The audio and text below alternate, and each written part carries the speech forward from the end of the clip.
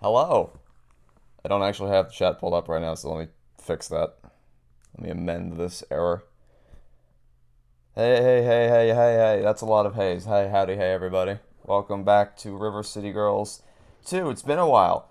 It's been, like, probably, it feels like it's been a month since we've last played this game. I think our last stream was, like, 3 weeks ago.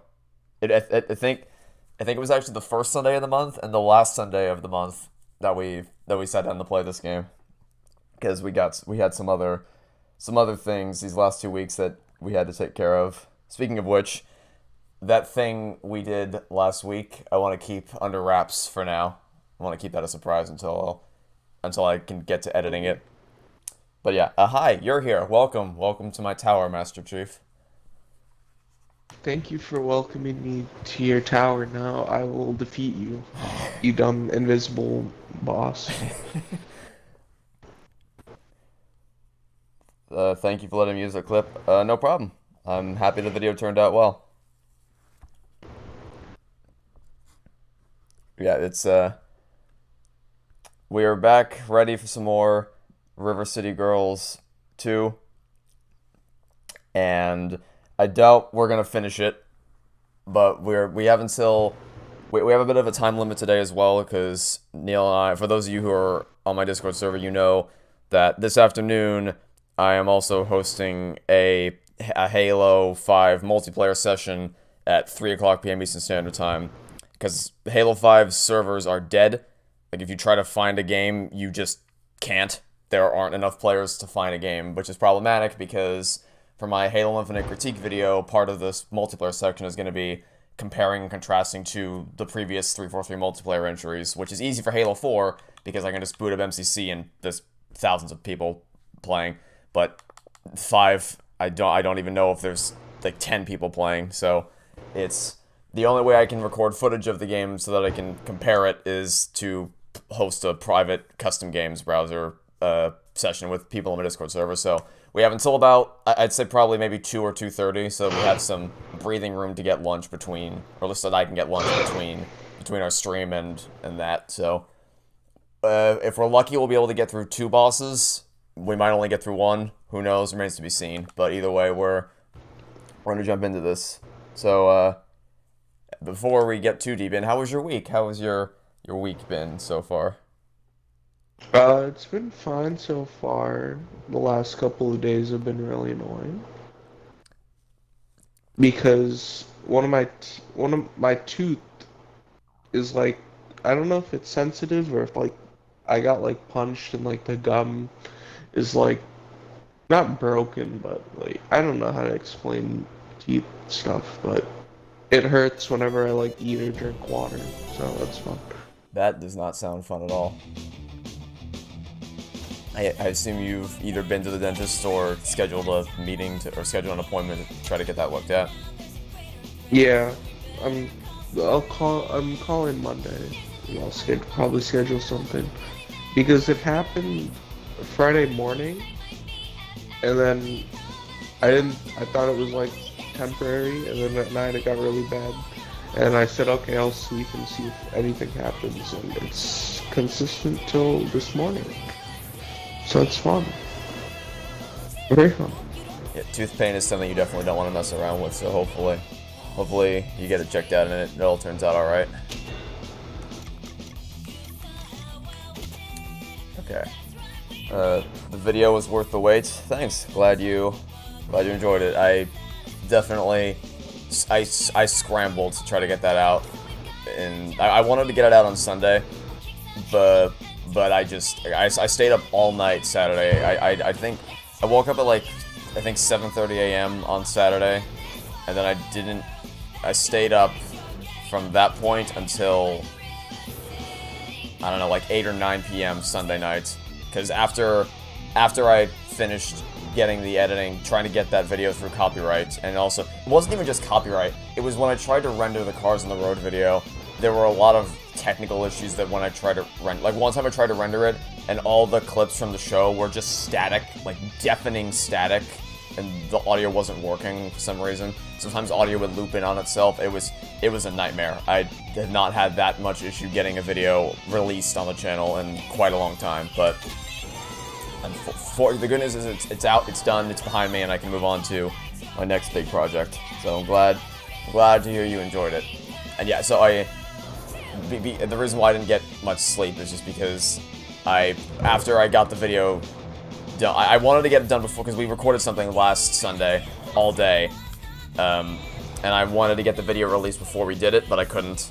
So I kind of gave up, and then we recorded from like 11 a.m. or 12 p.m. on Sunday until, was it like 7 o'clock at night when we finished, or something to that effect? Yeah, it's about 7 o'clock. Yeah, we finished pretty late. But we got it done. We got everything recorded, so now I just got to get it all edited, and that's on top of all the other stuff that I've recorded I need to edit, and my big Halo Infinite video, and my big Lightyear video. I got a lot of stuff that I'm working on right now. And I think I invited you. You should be able to join. Okay.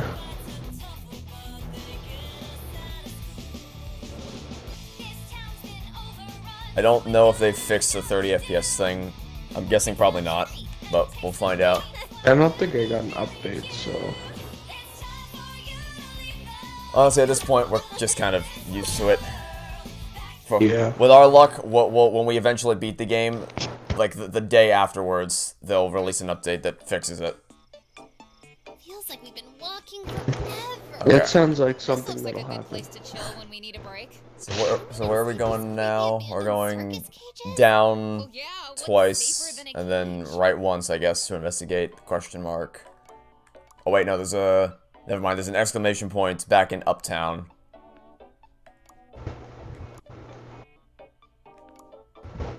That we need to get to.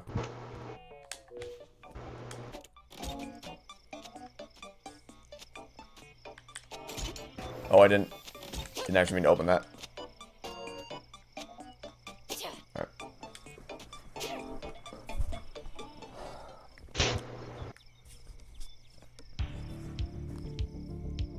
Also, I started playing a bit more of The Last of Us. I'm still nowhere near caught up to the point where the show is at right now, but I'm playing a little bit more. So far I haven't reached a point where I don't know what's gonna, because I don't know much about The Last of Us, but what little I know is I know the general structure in terms of, I know how the game ends, because I know the big thing that happens in The Last of Us Part 2 that everyone was upset with, and therefore I know the events that led up to that at the end of The Last of Us Part 1, and I also know, because of that, I know what the main thrust of the story is with Ellie. So I'm just kind of waiting for the moment when they revealed that thing on her arm and why that's important. But the other thing is that, because I kind of went in expecting The Last of Us to be similar to Telltale's Walking Dead, where it's like the relationship between Joel and Ellie would be similar to the relationship between Lee and Clementine from Walking Dead, but it's quite different so far, because it's rather than a guy who feels morally obligated to protect the kid out of just, and because he generally wants to take care of her. This is more like, I don't want to do this, but I have to because I need to get that thing. And then I assume over the course of the game they'll bond. So that's neat. Honestly, I get more. Did you see A Quiet Place when it came out a couple years ago? No, I did not. Cool. If you get the chance, I don't know if that's on HBO Max. I'll check it next time I get the chance. If it is, you should watch it. It's a really, I don't know if horror movies are your thing, but that's one of the most expertly crafted, tension-building horror movies I've seen. It's really, really special. And basically the idea behind that world is that the monsters, they can't see you, they can only hear you, but their hearing is like echolocation levels of expert. So if you make a sound, you're basically dead. So the characters have to live in a world of silence and just figure out ways to go about their lives without making any adverse noise. Like they play, one of the scenes I showed in the trailer was the kids playing Monopoly with like felt yarn pieces and just a lot of things like that. And it's there's like a cumulative maybe a minute or two of dialogue throughout the entire movie, and it's all just visual storytelling throughout the whole. It's really impressive. The sequel sucks, but the first movie's great. Also, is the door up here? Okay, it is. And then missed it up here. Alright, let me see if a quiet place. What are these things? Ghosts? I don't believe in ghosts. Yeah, but they're like right there.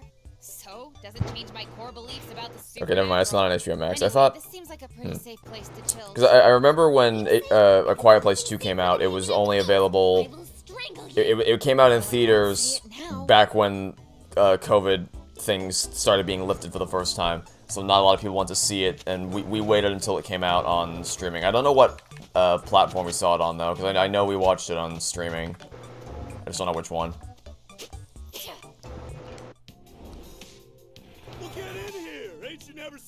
Saunas are a quick and cheap way to replenishing all your ST and SP. You can do it alone or with your group. Full replenished stamina, and special for everyone. Yeah, we're pretty full. Yeah, I don't think I need to waste any money on this. Self-care is super important, dude. Drop by often.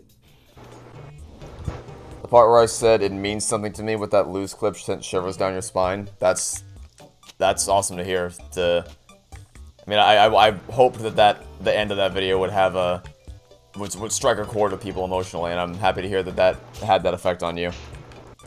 Cause yeah, I didn't expect to get as raw as I did at the end, but I suppose I did.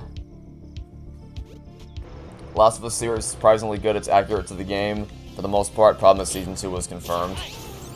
I am. Oh my good lord. I appear to be frozen. Okay. You get hit by the wizard or something? I've been hit with a Minecraft slowness potion, it would seem. But that's one thing because I'm playing through The Last of Us right now for two reasons. One, because I wanna experience the story of the game before watching the show, just for comparison's sake. But two, because I've heard from so many people that The Last of Us Part 2 is like the worst thing to have ever existed, and I'm kind of just morbidly curious to see, because I know of the big thing, right? The major event that happens towards the beginning of the game that I know a lot of people didn't like. But beyond that, I'm pretty much clueless about what happens in that game. So I'm really just like, bring it on. Let's see what this game's all about. Okay, I think there's Do we go down Yeah, here? I think there's or there's an exclamation marks. Are we searching for something? There's an exclamation mark up there. Yeah, there's another doorway down in the previous section. The room below us, it looks like. There's a door we can get to that'll take us closer to the exclamation point. Or exclamation mark. You do like Cars, and it sucks that most people sleep on it. Yeah, that's one thing that I was really happy to see, is at the end of the video when I said Cars deserves more respect, I got a lot of comments, people saying thank you for finally putting some respect on the Cars franchise, because it's true. A lot of mainstream critics will will not really take the Cars movies all that seriously.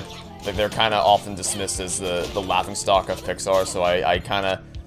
Cars on the Road kind of helped me realize how much I really cared about that world, so I let it out in that video, and it's nice to see that a lot of people feel the same way. Alright, let's talk to you. Alright, twerps. Me and Junior here will help you out. He seems to think you're good people. Oh, this is another higher. I guess so. I thought that was going to give us some story details. Will I post my playthrough of The Last of Us? Yes. I actually plan to start releasing that this week.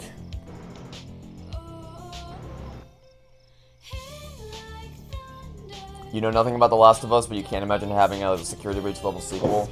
Do you know anything about The Last of Us 2? Like, what's your experience with the games heading into the show, I guess? I know a lot about it because I didn't play it, but I've watched a bunch of stuff on it. It just leaves a bad taste in my mouth how they handle that game. Yeah, it seems like a lot of... Oh, that's a Ferris wheel. Ah! Alright, let's... Oh, wait. I'm kind of curious if I can ride this all the way up to the top and if there's anything up there. Or is this going to push us off the screen? Oh, that's it. Alright, it's just going to push us off the screen. Lame. I was kind of hoping there'd be something cool up there. But, yeah, I've heard from a lot of people that it's not that great, so I'm kind of... I'm just curious, honestly, to see what it's all about.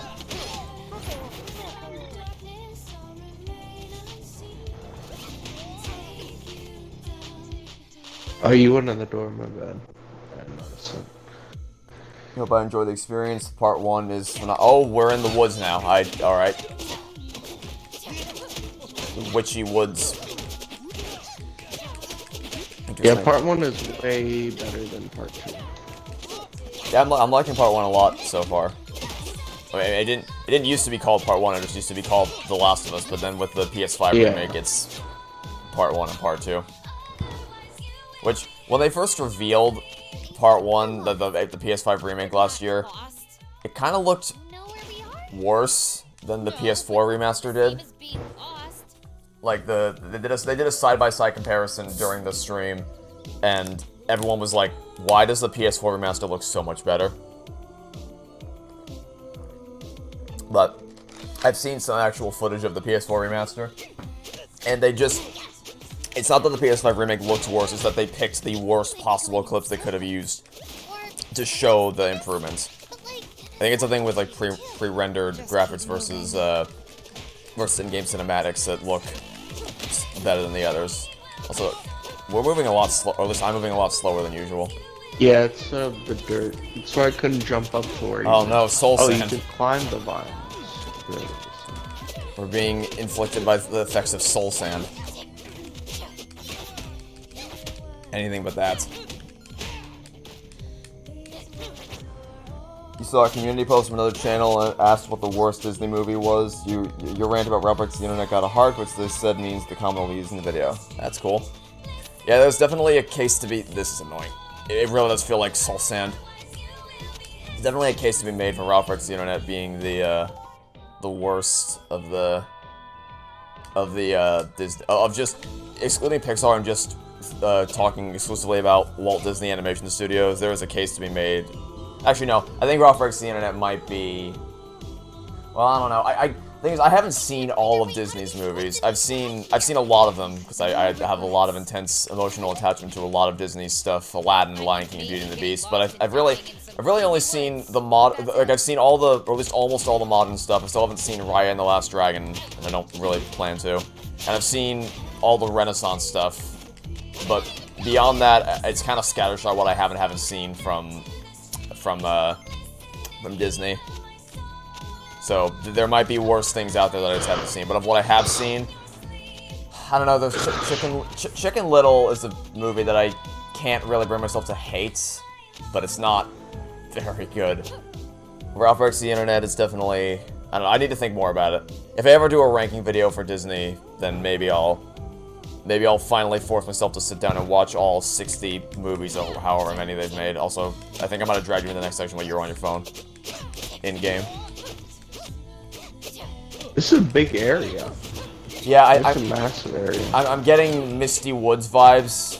I've come to the conclusion that I hate this type of level in video games where they dump you in a magical enchanted forest and then they're like, the map is useless to you. Find your own way out. They did it at Ori and the Blind Forest. They did it in Secrets of Grindia that I played with FG recently, and now I guess they're doing it again here. Which, by the way, you sounded surprised last week when I said that this is the first time you and her had spoken before. I thought I was in another video with her, but I might have been misremembering. Well, you have been on streams where I've called her, or she's called me. Like, for instance, when we did our Halo 5 stream. Oh, so maybe I just remember her voice. She doesn't... But I've never talked to her. That might be it, because I think, because I've spoken about you to her and about her to you a lot. Because you're like the two closest people in my life, for obvious reasons, and for different reasons, of course. But point being, I've mentioned her to you a lot, and vice versa. So like, you knew of each other quite extensively. I think that was the first time you ever, we just left the forest, didn't we? Wait, we just went in a circle. This is gonna be fun, isn't it? This is gonna be a grand old time. Yeah, I think she has a very, very distinct and memorable voice, so it might just be that you were remembering her voice from the streams. Especially because one of my favorite stream moments we've ever had was at the end of the Halo 5 stream, where we were both just so done with everything. So when she called, I was just venting to her about how much I hated everything and I wanted to walk into the ocean. It was a very and also the AI was just not cooperating. Like, Buck and Vale were just sitting there being absolutely worthless. So, it was a fun way to end the stream. It's definitely very memorable. Also, I'm gonna grab this giant fish to bludgeon people with. I hate the soul sand. Okay, so we went. Let's try to go. Oh Jesus! I think we went right last time, so we'll go. I guess. Fell again. Don't fall. Oh, there's signs, but I highly doubt the signs. Well, there are signs, but the thing is, one sign said this way to the right, and the other sign said that way to the left. It was like, well, that's not helpful to me at all. So yeah, it's probably not. And we just went in a circle. Okay. Oh. Okay. So what, if we go back here, will it take us back there, or will it take us somewhere else?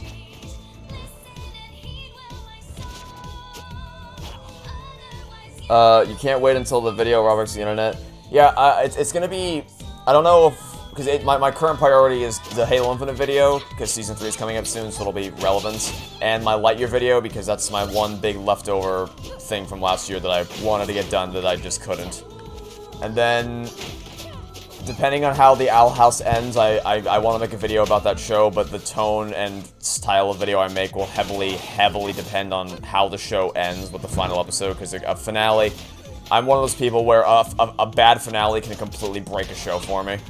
With something like Seinfeld, because someone mentioned when I said I didn't want to start watching Game of Thrones because I heard how badly that show ended. Like that's a big thing with me, is if I know what going into it that a show ends badly, I just won't watch it. Because like, what's the if I'm not gonna get a satisfactory conclusion out of the story, why would I even bother getting invested in the first place? Mm-hmm. So something one person brought up as a counterexample is, so what about Seinfeld? He's saying I shouldn't watch that. And that's a bit of a different story, because Seinfeld is an episodic comedy, so there's no one overarching story that you're invested to see conclude. It's just, you can jump into Seinfeld at any point and understand what's going on, because that's just the way the show is written. So but for a serialized story with a definitive beginning, middle, and end, if it doesn't end well, that can just completely butcher my investment and how I feel about the show overall. So depending on how that ends, I want to make a video on that. Obviously, I still have my... So what way did we go last time? I think we went up. Well, let's go left this time. I want to... I just lost my train of thought completely. Okay, we might actually be. Okay, no. Wait, are we back to where we were? No, I think that's new dialogue, right? He likes to know it all. Oh, that is new dialogue, yeah. I guess that's how we know we're on the right track, is when we get new dialogue. Ironically, the character saying we're lost now is actually an indication that we're not lost and we're going the correct direction.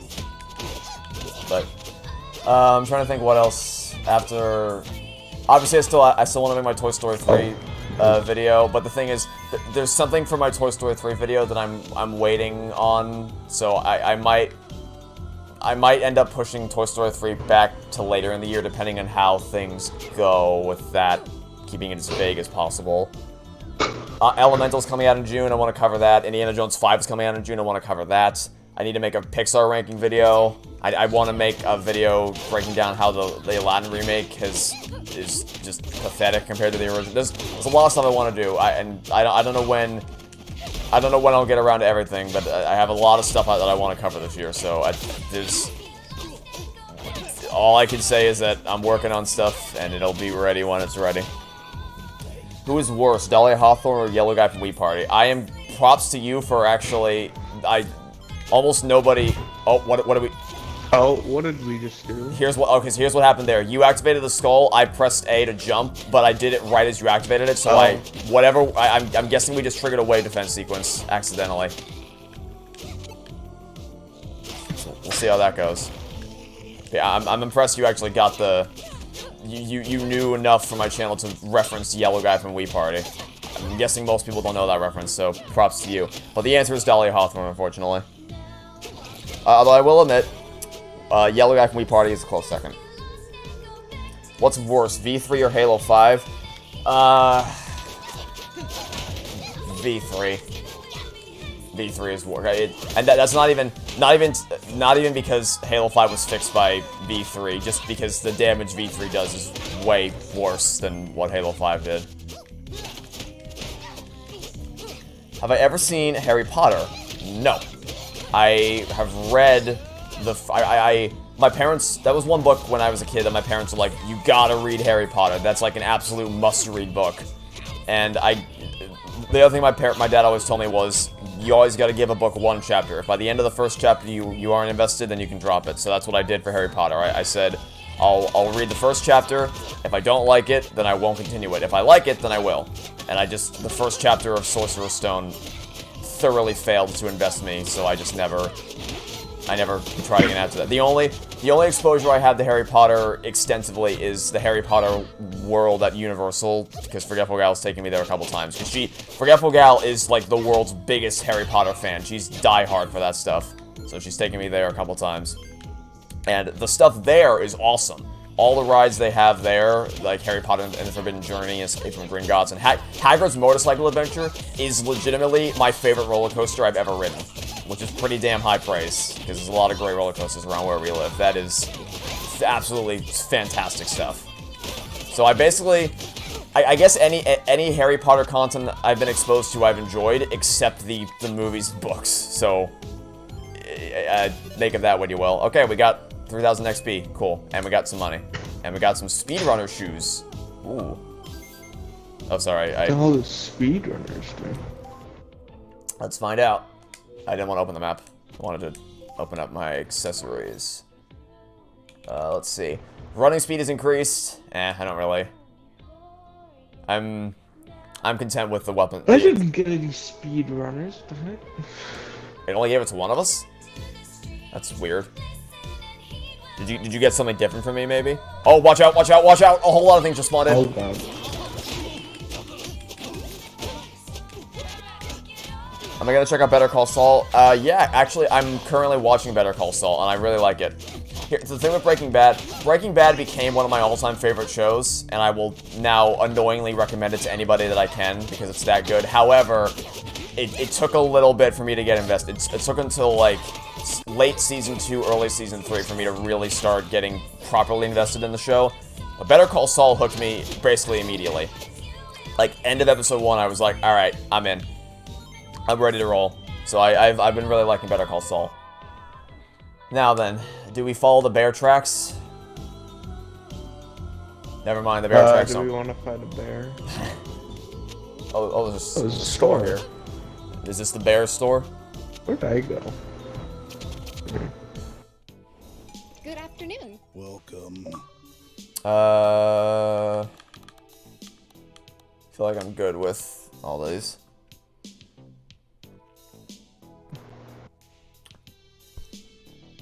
Do I believe that the Disney Channel cartoons live in the same universe timeline?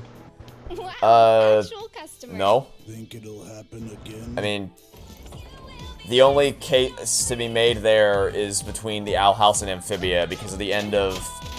in the Season 2 finale of Owl House, don't worry, there's no spoilers here, there's a small little cameo thing that alludes to the fact that Amphibia and Owl House might be connected. But other than that, I don't... like, I don't know how you can link all of them together into a shared universe. But, I mean, I guess there's only one way we could go here. And it's... is this... how do we... do we enter from... okay, we entered from down here, so I guess we have to go right. I think we entered from down. Okay, so yeah, we'll go right. And hope it doesn't screw us over.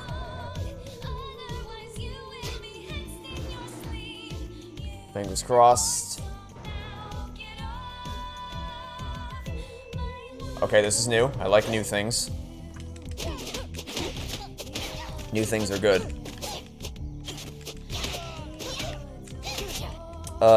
What has Yellow Guy even done? Oh, basically he was just a pain in my ass in my Wii Party Let's Play. He made life very difficult for me. So it became a... Well, I was gonna say it became a running gag, but I'm guessing most people don't even know that that was a thing. It's a running gag for me. I'll say that. In my heart, it's a running gag. Is it okay if you tell some of the blatant writing issues in it then? I won't be able to comment on it, I guess, because I'm not really well versed in Harry Potter, but... So there, we could either go to the right or down. Is there any environmental clues we can use to make an informed call on this? No signs or anything. My vote is to go right. Alright, let's do it. Hopefully we're right.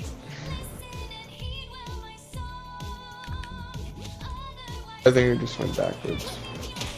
We might Did have. we? Unfortunately, I keep opening the map as if that's gonna do me any good. Yeah, I keep doing that too. Yeah, we've been here before. Did we go up or to the right? One thing I will say, it's nice that when we go through a correct area, a little blue symbol appears next to it to let us know which way we went last time. So that's nice. I like that. I still don't like this type of level design, but I like that that's there. That's nice. I think we just went up here. I say that, and then I don't actually see a blue symbol in this one. Oh.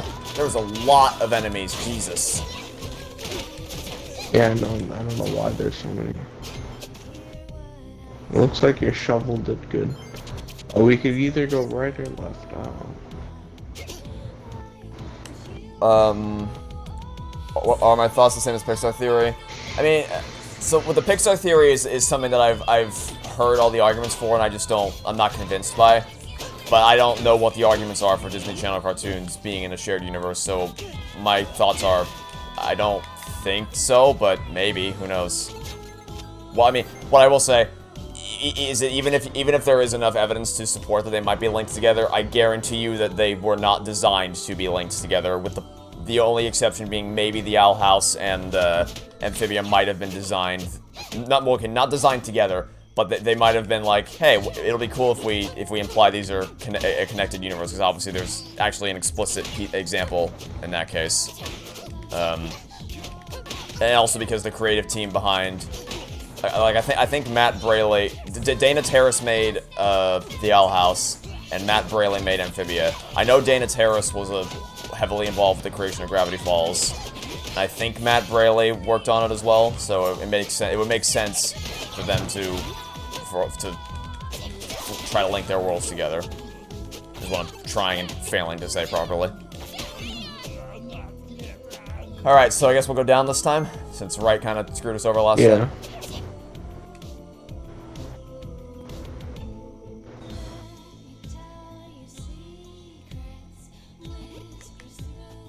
Or did we go? Wait, so then where do we go from there? This is painful. So, okay, where did we enter this area from? We entered from the bottom right, I think. So our only choices are to go. So what happens if we go back through? Like, if we go up here, does it take us back to that room, or does it take us somewhere else? I have no idea. Okay, no, it does take us back here. Yeah, so we're back here.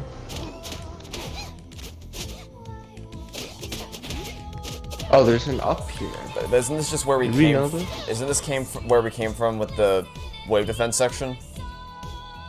And the bear tracks? No, now we're back at the entrance? What? Oh god. This is There's a reason I don't like these types of levels. Oh well.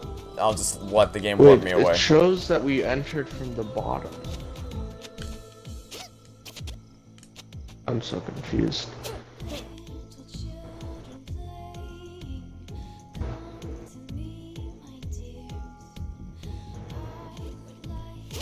People like to say that Bill Cipher used to be king based on his voice alone. I don't know what there is like no evidence supporting that at all. It's just the fact that Alex Hirsch voiced both characters is not enough. No, I'm sorry. Unless the final episode of Owl House pulls some magic crap out of its rear end and it actually says that like that's the grand reveal is that he is Bill Cipher, and then it links to Gravity Falls, which I can guarantee you is not going to happen. I've never heard that theory before, but that is certainly out there. I'll say that much.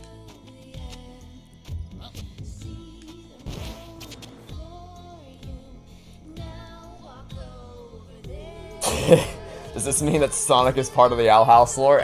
Maybe. Who knows? He is voiced by Roger Craig Smith, after all.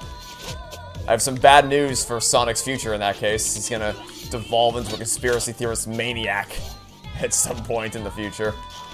Ow. Okay, is there... Oh, we can go down here too. Oh no. Which one do we take? I said we go down. We've tried up before. We'll just go... At this point, we're just trying to fire. We're firing blind. Do I plan on watching Hamilton? Not... Oh, new! Oh. I like new things. I'm not particularly interested in watching Hamilton. Maybe if I get railroaded into it at some point by somebody, that's a waterfall. Oh. But I'm certainly not gonna make a conscious effort to try to watch Hamilton. I've heard people say it's amazing, it's just not really my kind of thing, I don't think. I've heard the music from it, though. I have heard some of the music. I don't know it by heart, but I have heard. The music has been on in the background in my immediate vicinity. I assume you tried to drop down there and it didn't work? Yeah, I thought I could grab onto the rope. I would have thought the same thing. Okay, wait, so if we can't go right, we can't go... Is there anywhere we can go? You have to drop down here. Oh, okay. This So way. we could either go down to the left or to the right. Oh, goodness gracious. Oh. I vote left. I mean, not like there's any... Oh, I guess I died somehow? You fell off the map. Oh, I guess There's a cliff thing.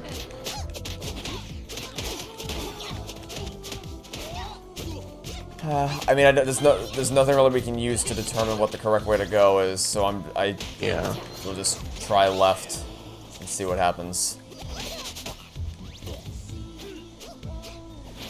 You highly recommend that I watch DuckTales 2017, one of your all-time favorites. I have heard that DuckTales is great. I kind of was put off from watching it just because DuckTales took over Agent P's World Showcase Adventure at Epcot, and I didn't like that at all, especially because DuckTales ended after season 3, like right when they added it in, but Phineas and Ferb had just gotten a new movie, so I was like, okay, could you have timed that worse? Yeah, we're going in circles now. But I wonder if they'll reverse that decision. I wonder if now that Disney's reviving Phineas and Ferb, if they'll bring Agent P's World Showcase Adventure back to Epcot and kick out DuckTales again. I kind of hope they do. If there's one silver lining to Phineas and Ferb continuing, it'll be that. But yeah, I do want to watch DuckTales one day. I've seen when my family and I went to Hawaii in high school. At the hotel, we stayed at Disney's Aulani Resort. So obviously they had Disney stuff running on the TVs all the time. So I watched a little bit of one of the DuckTales episodes. I was trying to fall asleep, but I'm pretty sure that only happened because it was playing immediately after an episode of Phineas and Ferb, and I was too busy trying to fall asleep to want to change the channel.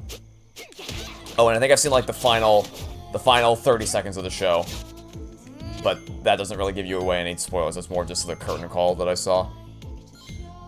Wait, is it? I think it's daytime now. I think we went in the circle then. Yeah, I'm not sure. I think we did. Yeah, we did. Okay, let's go. Then I have to go down. from here, right? Yeah, I believe. Oh my Wait, goodness. where was the? Or did, Where was that? I don't know. we have to go here and then down. I'm getting lost.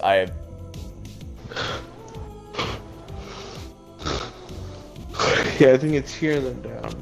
Hopefully. Okay, yeah, it's right over here. This is it. Okay, so this thing is telling us where to go. We were just going the wrong way before. You were curious because That's why. Wait, you were curious because you heard me mention it in my Cars review? Hamilton? When did I mention... I know Hamilton was brought up in Blue's Big City Adventure because there was a poster parodying it. But when did I bring up Hamilton in my Cars on the Road review? Unless you mean something else and I'm missing it. Thoughts on Star Wars? Don't really care about it. I was excited when Force Awakens came out because that was marketed as being like our generation's version of the Star Wars that our parents grew up with. And I liked Force Awakens when it came out. I was really... Oh wait, did we finally escape? Oh, please tell me that actually means we escaped. Yes! Oh my goodness, we escaped. Oh, nice. Thank Christ. Let's never go back there again. We were so lost, we got unlost. Oh my goodness. You know? We're free. But yeah, I liked the Force Awakens when it came out. So I was invested in seeing the story of the sequel trilogy conclude through The Last Jedi and Rise of Skywalker. But I'm still not... The biggest investment I have in Star Wars is the Phineas and Ferb Star Wars special and Lego Star Wars The Complete Saga. That's about it. The movies themselves. The movies, especially now that all the shows, they're just crapping out show after show with Mandalorian, Book of Boba Fett, and Kenobi, and I just, like, I don't care at all. I know a lot of people still really love Star Wars, and more power to them, but I'm not one of those people. And it's not even... To clarify, it's not even like I hate Star Wars. I have no burning... I really have no passionate feelings toward any of the movies or shows. It just kind of... Well, I guess except for Rise of Skywalker. Rise of Skywalker really pissed me off when I saw it. But other than that, Star Wars as a whole, I'm just like... It's a series that exists, but I don't really care all that much about it. Alright, down the trapdoor.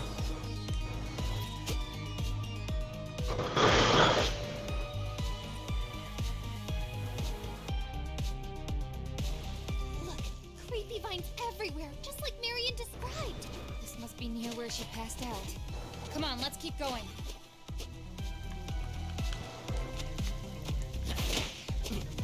Dead in her bed, Ouija board, lazy bum. Dwarf. Poor Fred thumped his head. Oh. Did a cool combo move there. Decompose. Is this Oh, I died. Uh-oh.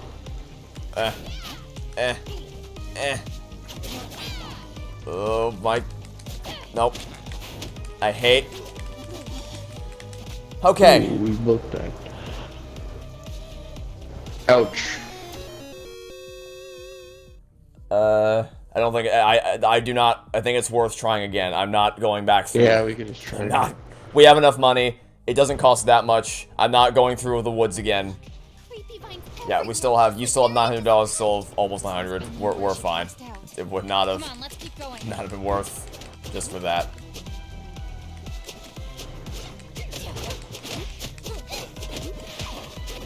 Good job for surviving the woods. Yeah, I'm glad we made it through. So we can never go through it again. Oh, I didn't... I accidentally broke one of the gravestones. That wasn't something I wanted to do. Uh-oh. I broke Fred, who thumped his head.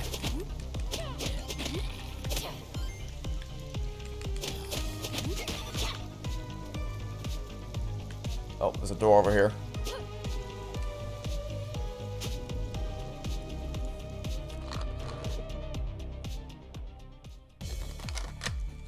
What is this Oh place? my lord. Looks like some kind of skeleton market. Because it is. Welcome to the skeleton market. You know, I just just said totally that. normal everyday skeleton I market know, stuff. You're very perceptive. It's like the MCU becoming bloated and boring. Man, I used to be so into the MCU. around the time of Endgame, I was like the top. I felt like I was on top of the world with how invested I was in those characters and that story.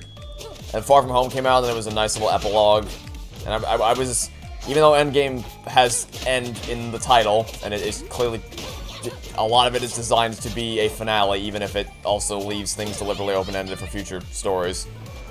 I was still excited for Phase 4, but then Phase 4 happened, and it's just, at this point, it's not even like I want to hate the MCU. I would love to get back to a point where I felt like I was on the edge of my seat waiting for the next big movie or show to come out, but it's just not gonna happen. I just can't bring myself to care anymore. Especially with the Quantumania film that came out. Yeah, I've killed out there. It seems like Quantumania isn't reviewing well with people, generally speaking. Which is saying, because usually Marvel stuff at least reviews well initially for the most part. I guess, as I said, Love and Thunder was the last one that people were like, this is just crap. This is just crap. I assume you haven't seen Thor Love and Thunder? I haven't seen like any Marvel movie since Endgame. Well, let me just give you an idea of one thing that's in Thor Love and Thunder. Oh, I don't care if you spoil it. Oh, okay. I'll probably never watch it. So in that case, I'll just say, remember the snap in Infinity War? I mean, I say as if, like, obviously you remember, because that's, like, the big thing that happened. So, there's a store in Thor Love and Thunder at the new Asgard place called Infinity Cones. And it's, the logo of it is Thanos' gauntlet. And I'm just like, you know, I somehow feel like you would never make a store with a name that's making light of one of the most horrific tragedies to ever plague Earth. Like, I just, I feel like that wouldn't happen. I don't know, this just seems kind of weird. To my salesmanship, but if you're not having it, I can tone it down, sure. Oh my god, it's Sans. Is this place? Let me Papyrus. Unusual goods, ones you would never find in a traditional market. Our local pawn shop has a lot of weird things for sale. Well, yes, maybe a bit. But can they beat our prices? Probably. Oh. Well, we were forced to set up shop here after the witch Blair banished us in the most inhumane manner. Well, you're not human, right? No, technically, but people could still act a little kinder towards the skeleton vendors. What's worse is Blair stuffed my tarot cards into a t-shirt launcher and shot them out across the woods. I'm near powerless without them. We can help you find them. What? No, we've already got way too much on our plates. Oh, glorious! They should be nearby. Look for glowing, floating cards. Find them all and you'll be repaid in both goods and a very big smile from yours truly. Great, looking forward to that. Come on. We'll find your playing cards, Mr. Skeleton.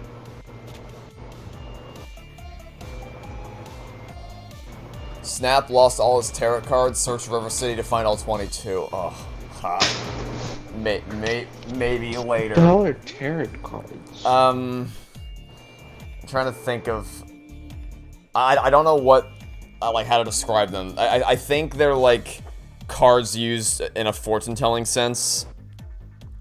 Like, that's the very surface level. Okay. Let me look up an official definition.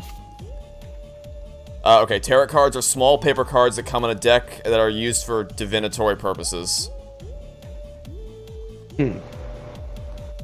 Yeah, there's a whole thing with, like, reading tarot cards and zodiac symbol meanings and whatever. I don't know. Point is, I don't want to run around the whole level searching for 22 of them right now. I don't know about you, but I'm not... Yeah, it's probably another side quest thing.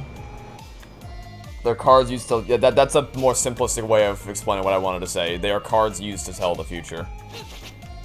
If you're into that sort of thing.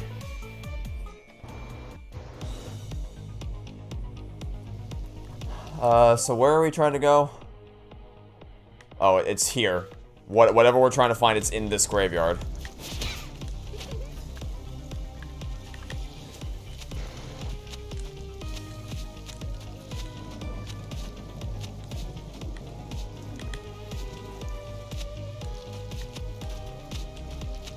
Not sure what that is... Oh my good lord, it's you. Hey, it's that skeleton shopkeeper with the golden cat. What's up, Boney? Oh, you know, just getting by. Taking it one day at a time. You know how it is, right? I mean, we're not creepy skeleton monsters, but yeah, otherwise we can relate. And what, pray tell, are the two of you doing deep in these haunted woods? We're helping our friend Marion find out who put her under a spell. Marion, you say? Oh, geez, never heard that name before. Is it a name? You're hiding something, aren't you? Fine, you've got me, I'll talk. But only because you've been loyal customers, and I respect that. Back when I was more of a supervillain and less of a purveyor of fine goods, I tussled with the Lee brothers a few times. And let me guess, you kidnapped Marion to get their attention? Well, that was generally how it was done back then. But she taught me a real lesson. I could still feel her fist in my gut. Ooh, indigestion. Did you put a spell on her? I would never! I mean, maybe back then if it had occurred to me, but it didn't. So now I just sell trinkets and impulse items. Speaking of, are you two in the market for any snacks, appliances, or rare forbidden treasures? Nope, unless one of them can get us through these vines. Ah, for that you'll need ghost peppers. About 6, I'd say. What's a hot pepper gonna do to a magic-y vine? No, a literal ghost pepper. They're the ghosts of peppers prematurely eaten. This town is so weird. Indeed. I saw some ghost peppers floating around here quite recently. I'm sure you could find some if you look around.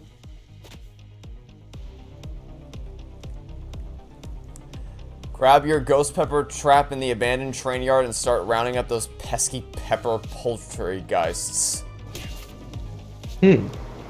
Okay, then. I guess we're going on a scavenger hunt either way. Alright, let's look at the map and see what... Okay, at least nothing's in the stupid woods.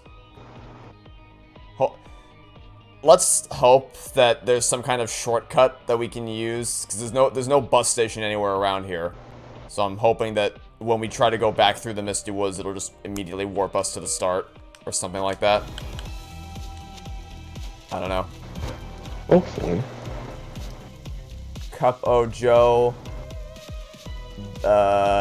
Wish I sent that chain email.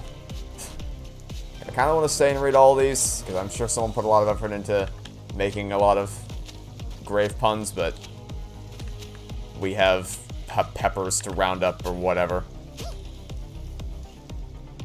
Have I ever played Plants vs. Zombies? No. I've probably played similar things to it. Is that... Do you know what Plant vs. Zombies is? Neil, have you ever played that? Yeah, I've played it before. It was a fun game. I think they put it on... They made like an Xbox version of it. Is it like tower... on Game Is it like tower defense? Kind of, yeah. Okay. Actually, I might have... Is it a thing where...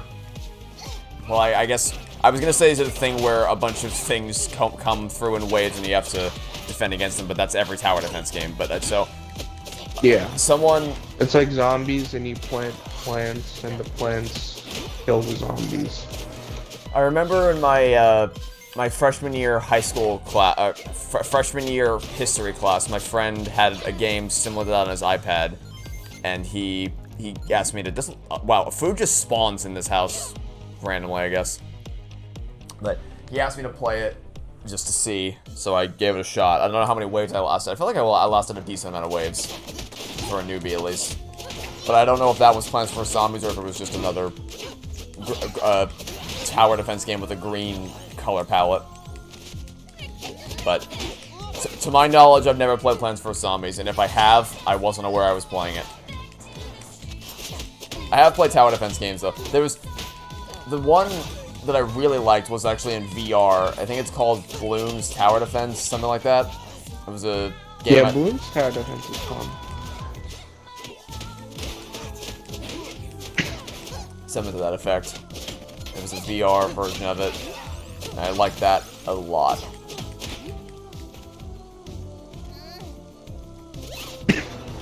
What are my thoughts on people reviewing toddler shows? I mean, well, my friends and I recorded a commentary for Blue's Big City Adventure, and we didn't really care that it was made for preschoolers.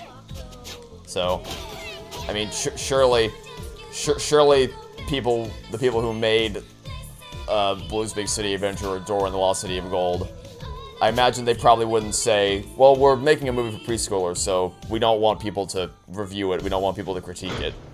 I mean, you never hear me, you never see me making a video in the same caliber as, like, how Toy Story 4 destroyed everything for Blue's Big City Adventure.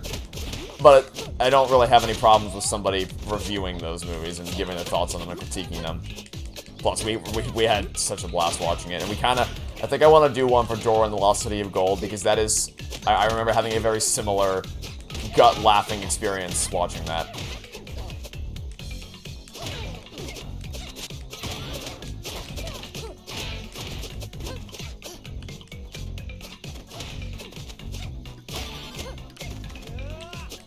Especially because, like, honestly, I would never make this video because no one would take it seriously. But I could, if I wanted to, I could make a video breaking down the 3-episode arc in the original Blue's Clues show where Joe takes over for Steve.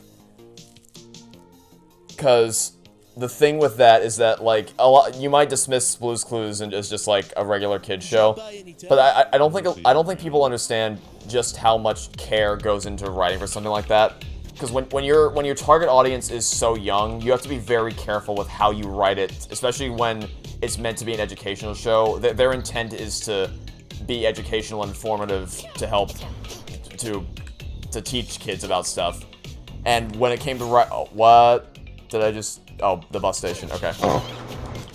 The we have a bus stop. when it came to writing the scripts for Blue's Clues, they actually consulted the help of professional child psychologists to help write it in a way that would best appeal to kids, and that paid off because obviously the fact that Blue's Clues is still around, albeit in a different form, shows just the staying power of that show.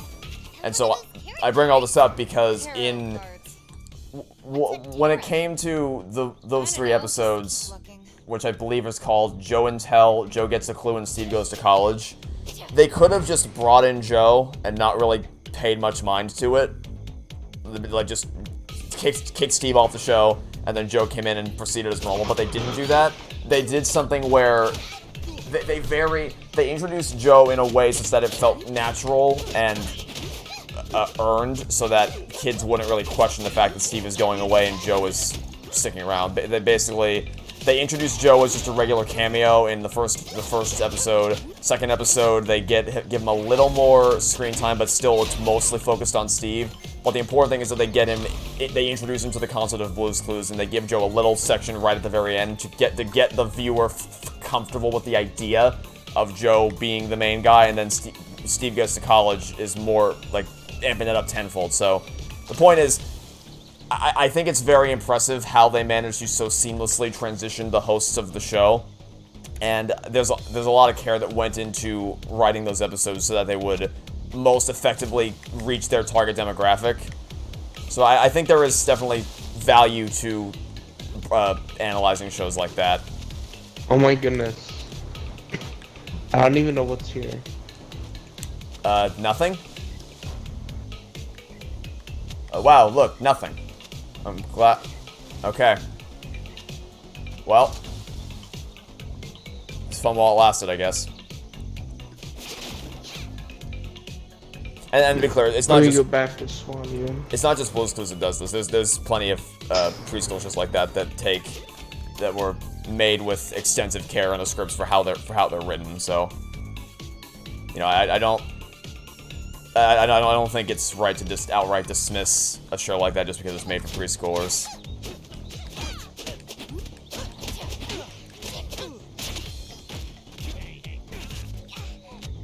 Kind of like how Sesame Street had to write an episode where Mr. Hooper died. Yeah, Sesame Street has also done a lot of stuff like that with they tackle really mature subjects, and they have to do it in a way that's mature and respectful, but also not too dark to, like, terrify and traumatize kids. And, like, it takes talent to craft a show like that. So I have a lot of respect for the writers of those types of things. All right, where are we going next? Somewhere. Okay, so should we hop the bus station to, or the bus stop back to the, Yeah, we can go back. because there's one of the tarot cards looks like it's over there. Where was that bus stop? It was up here, right? Yeah. Does it show us where the peppers are, or whatever they are? There's On an the map, or exclamation do we just... there's an exclamation mark on the map that I think. Yeah. Let me warp here. There's an exclamation mark here on the map for what I believe is showing us where the ghost pepper is. Okay. Is that a ghost pepper? Oh, I like mean, it looks like a little haunted pepper acting all spooky, so I guess so. So what do we actually do with this thing? You just Does we have to capture it? Or I beat it up? Or I something? knocked it out, I think. Oh, there's two of them. Okay.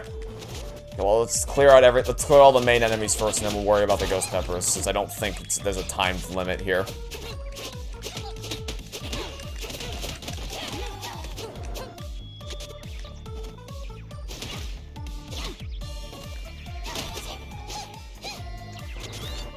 What? How do you I capture? don't get it. Oh, I guess we capture it with the box? Well, that's what I'm trying to do, Wait. but Oh, it's a tarot like card. I can knock it down like this, How many of these things are there? and then I don't know what to do beyond that point. No, if you put the box on the ground, it opens up. I can drop it. Oh, that wasn't where I wanted to do that. Owie. But how do we get them in it? That's the thing I don't. Like, I can try to knock them out of the sky like that, but then can you drop it? Can you drop it in?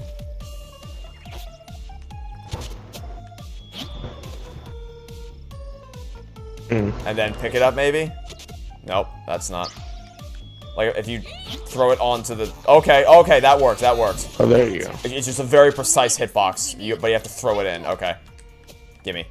Gimme. Eh. Nope. Do a little bit closer this time. Really? I feel like that was right on it. Okay. Oh, there you go. It's very, very precise, Kinda cute. but we got it done. Alright, that's 2 down. And then I know where the Ferris wheel is, because we rode that up. So we'll just backtrack from here. Do you think I have to carry this thing, or I think it'll give it to me, or give me a new one for each area we enter? Carry just in case. Yeah, just in case. Yes. Unless... will not let us go unless I drop this? No, okay.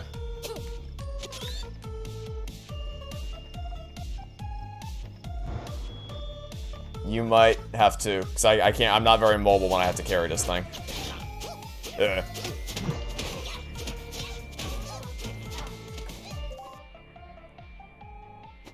Ow, ow, ow, ow, ow, ow, ow.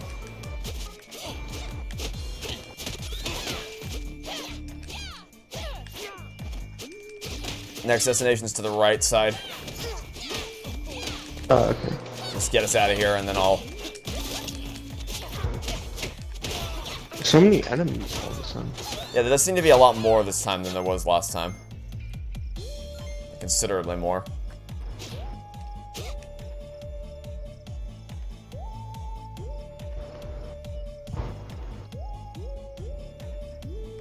Amusement park. Hey there, alright.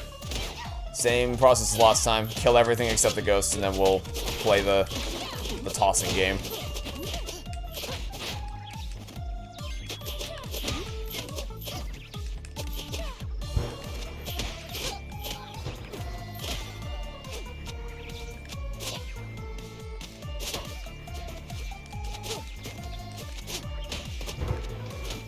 Gimme. One down. Got one. Ew, take it. I hate spicy things. 2 down. Asking you to eat it. Alright, that's not that bad. Never, ever. We know what we're doing. It's actually pretty straightforward. And the How many Ferris things wheel are should be right above us, I think. Maybe 3. You're not helping. Or not. Where's the Don't Ferris ask wheel? me to count. I It says it's hate back. numbers. Was the Ferris wheel in the previous section? I have no idea.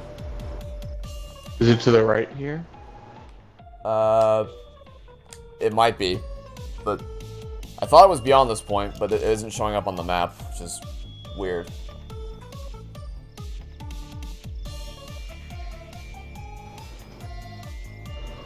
Yeah, it is here. So then why wasn't it? Okay. There was an exclamation mark on the map for both the previous sections, but there wasn't one here for whatever reason.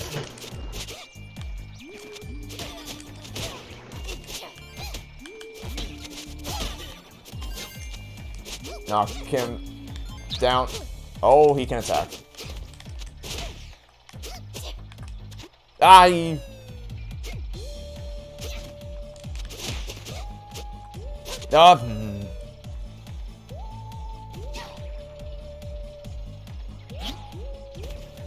No, that doesn't work. Maybe I need to move it away from the edge of the screen. Oh, if I can.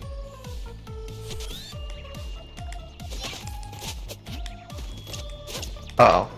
I thought I threw it off the map by accident.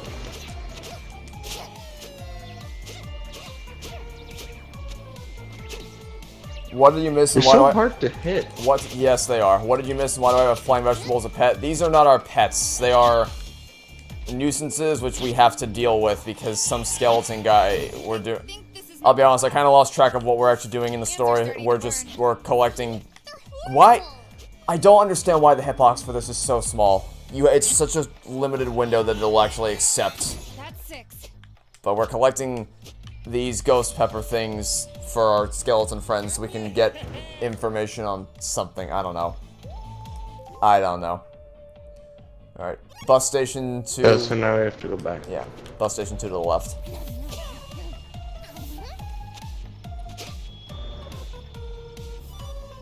What's going on, actually? I have no idea. It started because we got expelled from school, so we went to go buy a video game, and then somehow ended up at the movie theater where we had to beat up the guy who expelled us. And then, we tracked down some mafia lady who was under the spell of someone else. So now we went to go figure out why she was under a spell, and now we're collecting ghosts so that we can get information on how... we're not playing this game for the story. I don't know what the hell is happening. We're just kind of flying by the seat of our pants and trying to figure it out as we go along. Hey, at least this time we're not chasing after our boyfriends, only for it to be revealed in the end that we were actually the creepy stalkers the whole time and they were never in any danger at all. Because that's how they decided to end that game. You know, like you do.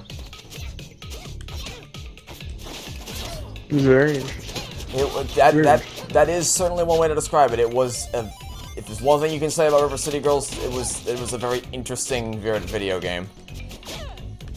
Very, very interesting.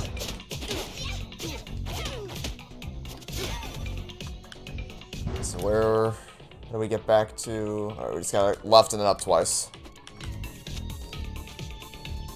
And stop bumping into log cabins.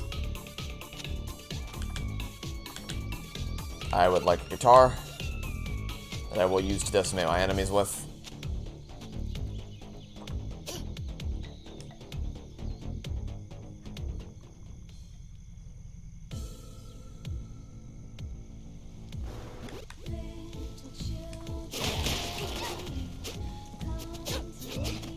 Reminds you of the Carnival Night music in Sonic Origins. I'm gonna be honest with you, I kind of forgot what all those songs sounded like. I'm actually struggling. Oh, no, I got nothing. That furniture is bloody. Oh no. Oh my god, we're being attacked by sentient furniture. Attack. It's a mean old creepy painting. You Like, there's no forgetting. I'll never forget the original soundtrack for Sonic 3 and Knuckles. Ice Cap Zone in particular was one of my favorites, which is why I was so pissed off by what they did to it in Sonic Origins. But In the moment, I hated what I was listening to, but I can't actually tell you what they sounded like. So I wouldn't be able to draw a comparison between those songs. They're just so hard to hit.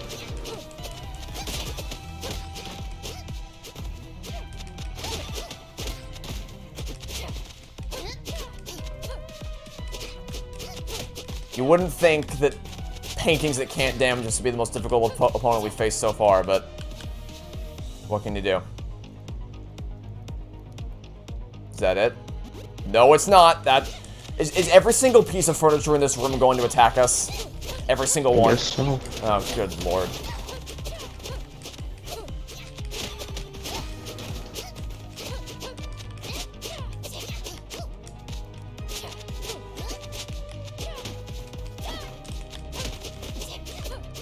I feel like this shouldn't be this hard to hit, but they are.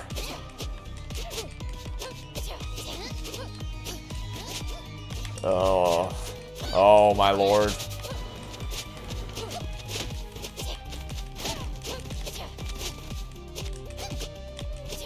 Jesus.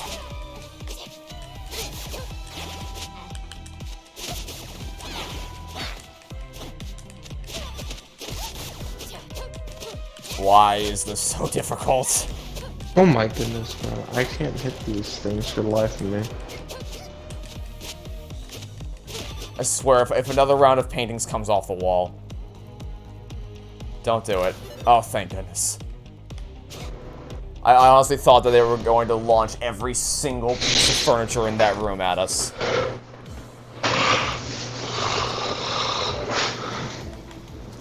Alright, Skeleton Man, what do you got for us this time?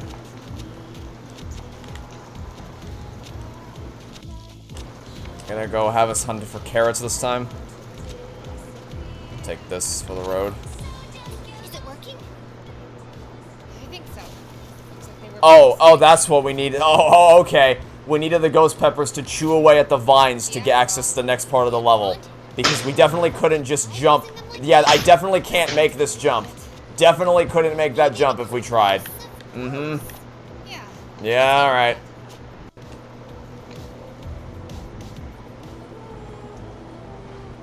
Fetch quest moment. Most certainly. Oh, what Weird. is happening now? I've got a really bad headache all of a sudden. Our heads are getting The UI has gone Doki Doki Literature Club mode.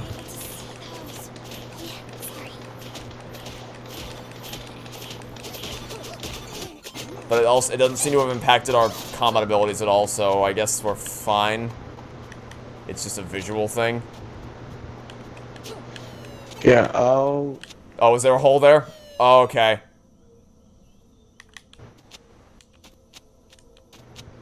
Oh, soul sand.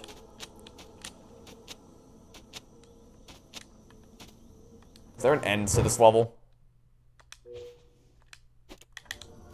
Who knows?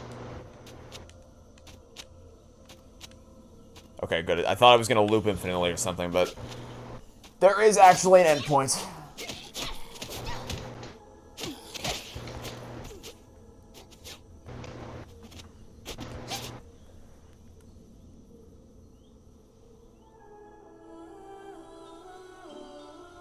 This looks like the place Marion described right before she passed out. Great. So can we get out of here before what attacked her comes for us? Too late.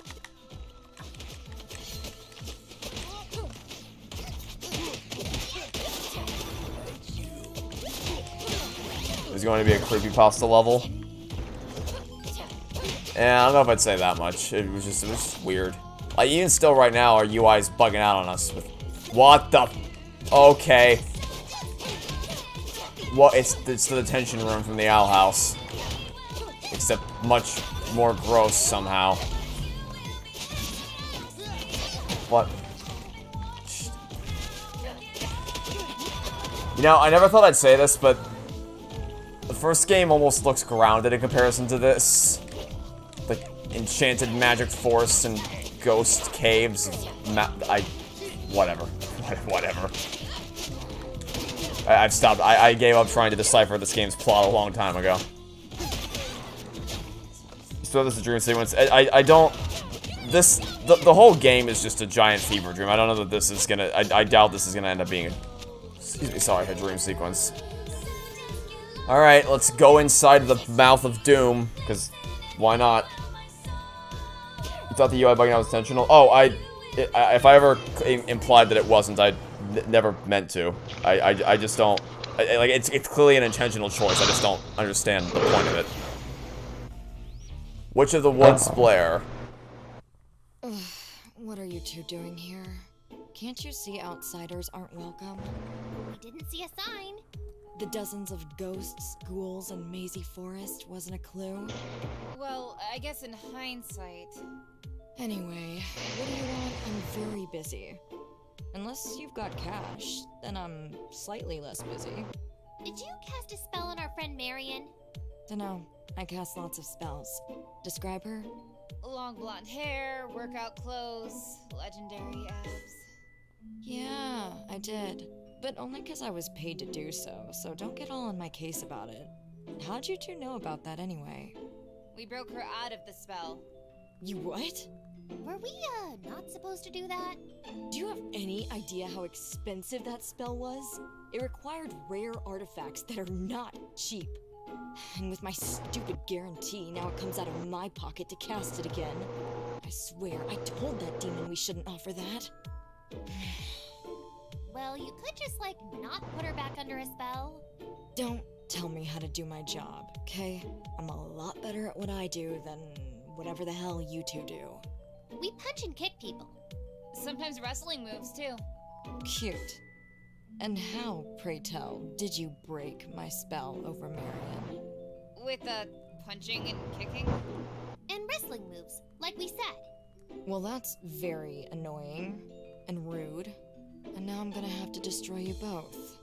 So don't take it personally, but also don't fight it, because I've got a terrible headache right now.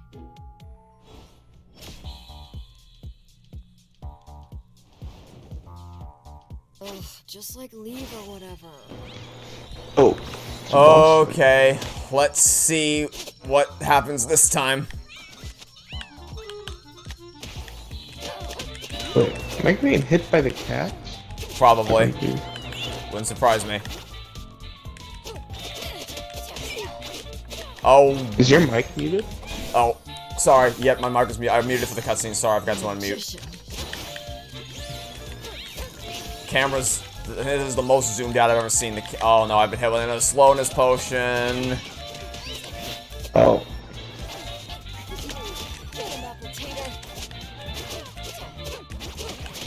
Oh, all right. Oh.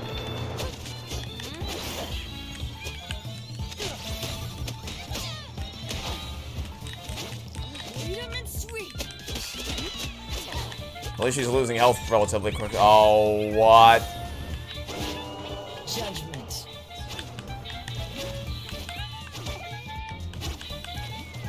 I don't like it when the camera zooms out like this. I don't like being small.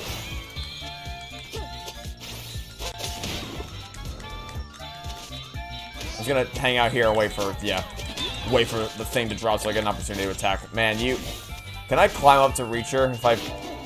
Oh, no, I'm dead. Oh, I didn't realize how low I was. Oh, where are you? Left podium, left podium. Oh. Yeah, I think I'm a lost cause. Yeah. I did not realize how low I was.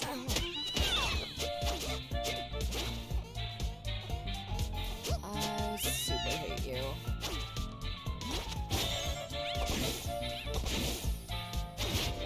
The lovers. What does that even mean?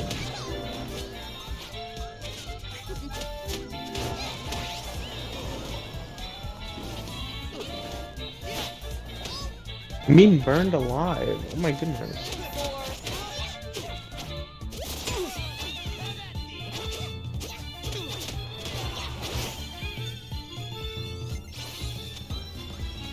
No food. Food is good.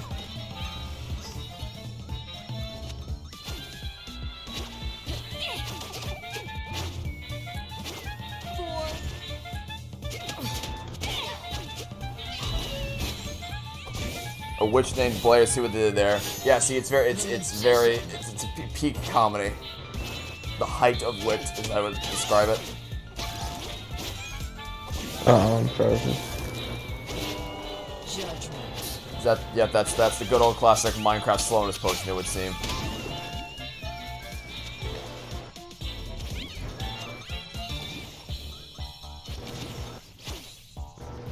Get him, Apple Tater. What is this Donkey Kong Country sounding music? See, I was gonna say more. It's like I was listening to the music and it definitely feels weird, but I think I might have associated it more with one of the Cuphead bosses than Donkey Kong. It does sound like Donkey Kong music, but the first thing that came to my head was one of the I don't know which one, but one of the Cuphead bosses. I know it kind of Sounds kind of like Star Wars music. Like that one the- song the- with the the- band in the bar. Yeah, I was gonna call you crazy, but then I thought about it and like not Star Wars music in general, but specifically the Mos Eisley Cantina thing. You're right, it does sound similar to that. That might be what I'm thinking of actually. Even though it has nothing to do with Cuphead or Donkey Kong, you're right. It sounds very similar to that theme that they play at the Mos Eisley Cantina, which I only know of because, well, I mean, obviously it plays in the movie, but I'm when I hear that, I'm more closely associated with Lego Star Wars because that's what plays in the hub area, which of course is Mos Eisley Cantina.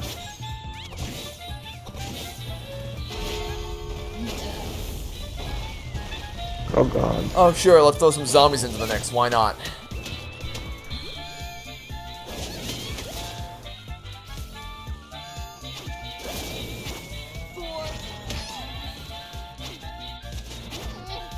Sliced it.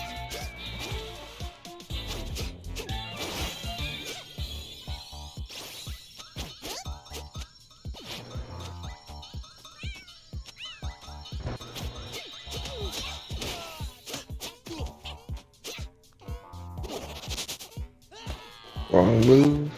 Oh god.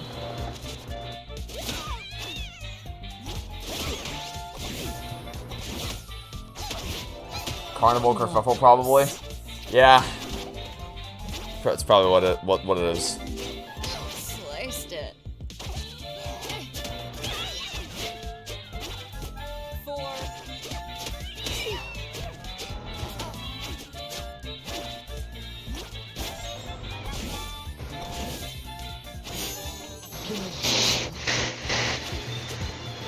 Get him, Apple Tater.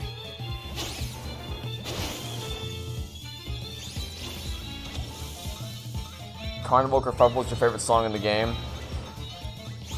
My favorite song from the base game? I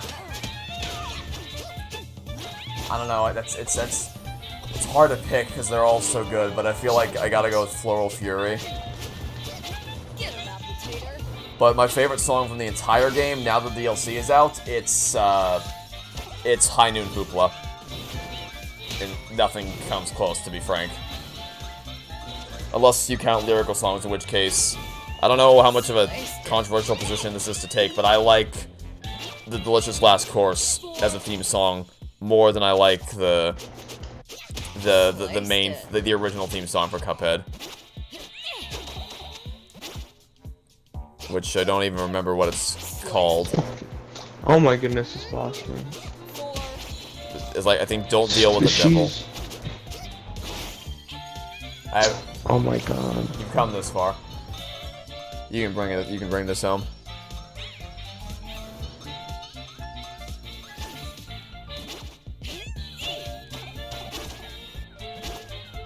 Sliced it. Another one. Wow. The world. 4.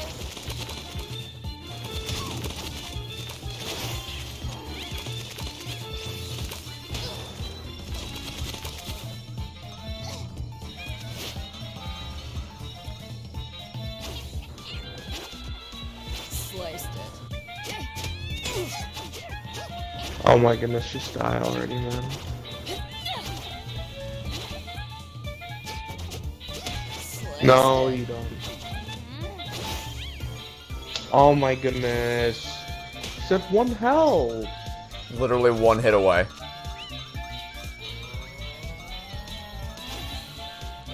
Get him, Appetizer. 4. Please! Oh my goodness. Slice Thank it. God, my God. She's not what? dead. She's not dead. She's not dead. She's not dead. Oh my goodness. At least none of them can reach you. That's nice.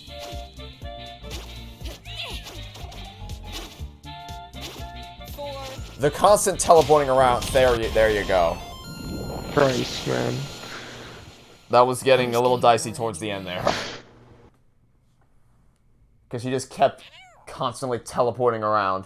Alright. Yeah, she kept knock it teleporting off. down to Indus. You got me. Those were some wicked moves, though. I wish we knew how to do magic like that. I can teach you if you've got money. Yeah? It's a lot of money, though. Oh, we're generally pretty poor. Yeah, I figured. So, piss off and leave me alone. I've already wasted too much time on you two. Wait, before we go, we need to know, why were you controlling Marion? I told you already, because I got paid. And really well, too. Yeah, but by who? Okay. Oh, here we go This all again. goes back a few years. 2 years, oh wow. I was born into magic, literally. My dad was a stage magician, and Mom was a fortune teller.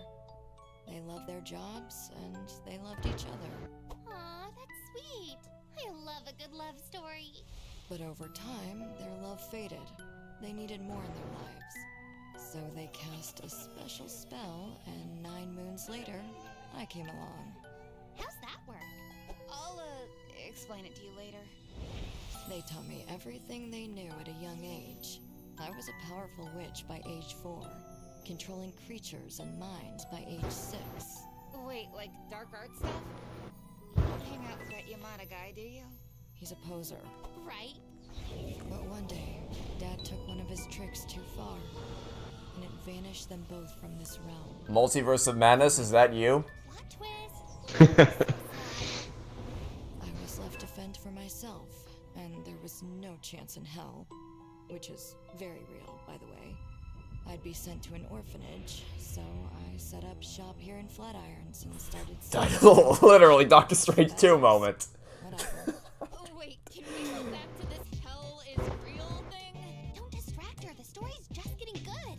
Oh my god. Years ago, this funny little Yakuza weasel shows up at my shop, Sounds like Ken.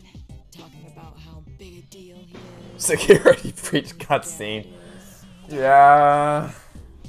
Because they ran out of budget, I guess. If I would just make myself available for any spells, readings, Doctor or Strange with a Dr. anything. Doofenshmirtz backstory. Jesus Christ. Hey, a witch has gotta survive. I wiped her mind, gave control of her to the Yakuza, and that's the last I heard. Until you two came around. But to be honest, those Yakuza were getting pretty annoying anyway. Always bugging my customers. I've been thinking of breaking our deal soon. You should, and come help us instead. Help you what? Take back the city and defeat Ken and his Yakuza army.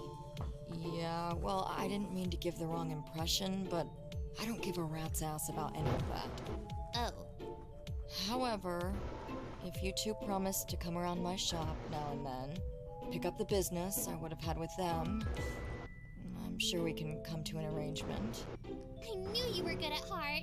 Don't you ever say that about me again. Got it. Here, take my emblem. You'll need it to get back out of the forest. Ooh, shiny. And expensive. Well, we could also just take the bus, Don't but sell it. You might need it later. The Yakuza gave an emblem to each of their special employees, like myself. Other witches? Hardly. I took care of their spells. Another their food. The girl their social media. Well, thanks for your help, Blair. We'll be back, I'm sure. You better. And bring cash. I'm not helping you out for friendship. Not even a little? No. Okay, yeah, we'll bring cash. Thanks for the emblem. So I guess we're doing Where's this. her shop? I don't know. But I guess we're doing the same thing we did from the first game, where the every person we encounter is just another cog in the machine. Here's a shop. So you just have to enter the Ah, boss I see. room again. Every time we encounter a boss, it's revealed that they're just the patsies set up by somebody else. Ooh, air attacks are stronger. Oh my god! Reviving and being revived is much easier. This, all the way this. I am buying this. Reviving and being revived is much easier. Holy crap, yes, thank you, God. I will happily purchase that.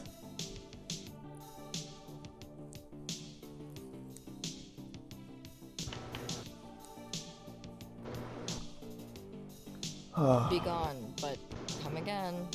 Also, congratulations on clearing that boss basically single-handedly.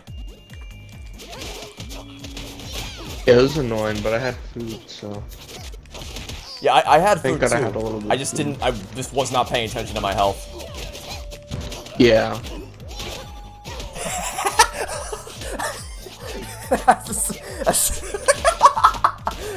That's a secret rings better control upgrade type shit.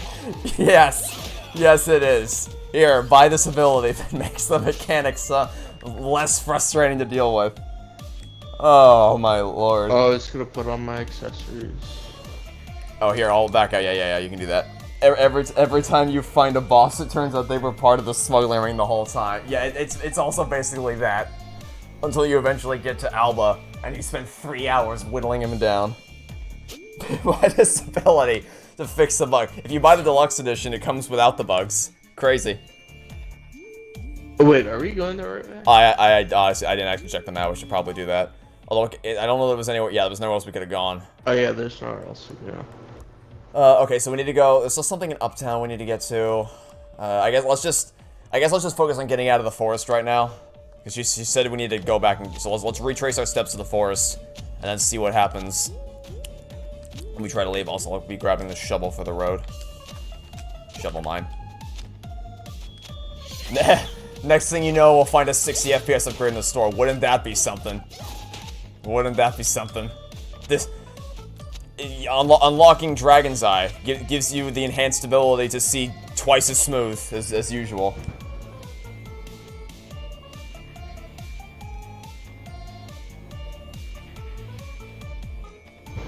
Oh. I'll just wait for you.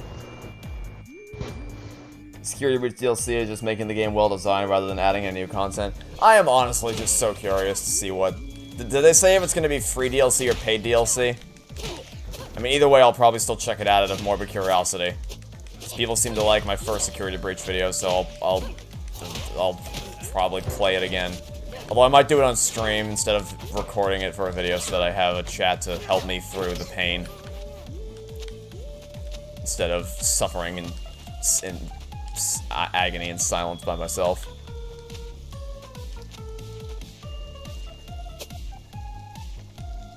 Free? Okay, so I'll definitely play it then. That's good at least. That they're releasing it as a free content update instead of paying for it. By the way, did you see the Halo Infinite Season 3 trailer that came out a couple days ago? I have not. Does it look good? It looks like the best season so far, certainly. I think they're adding 4 new maps this time instead of 2. So that's nice. Although, I will say, one of the maps the map that got the most screen time in the trailer is one that isn't even being added. It's just a map, it's just a Forge creation. And it happens to be a Forge creation that's coded top to bottom in Xbox product placement. How interesting. Nice. Oh. The,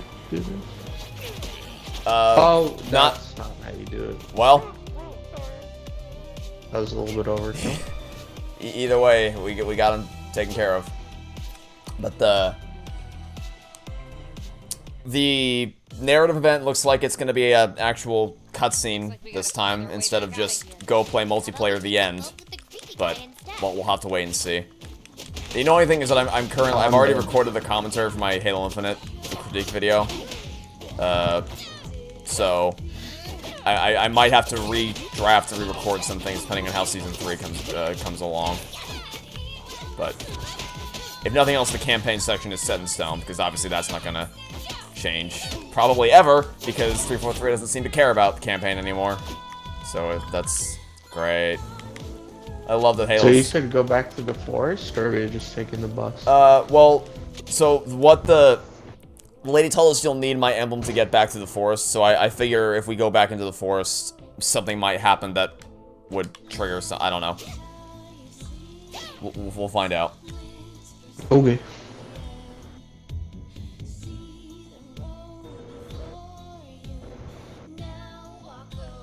Hey, look at the trees.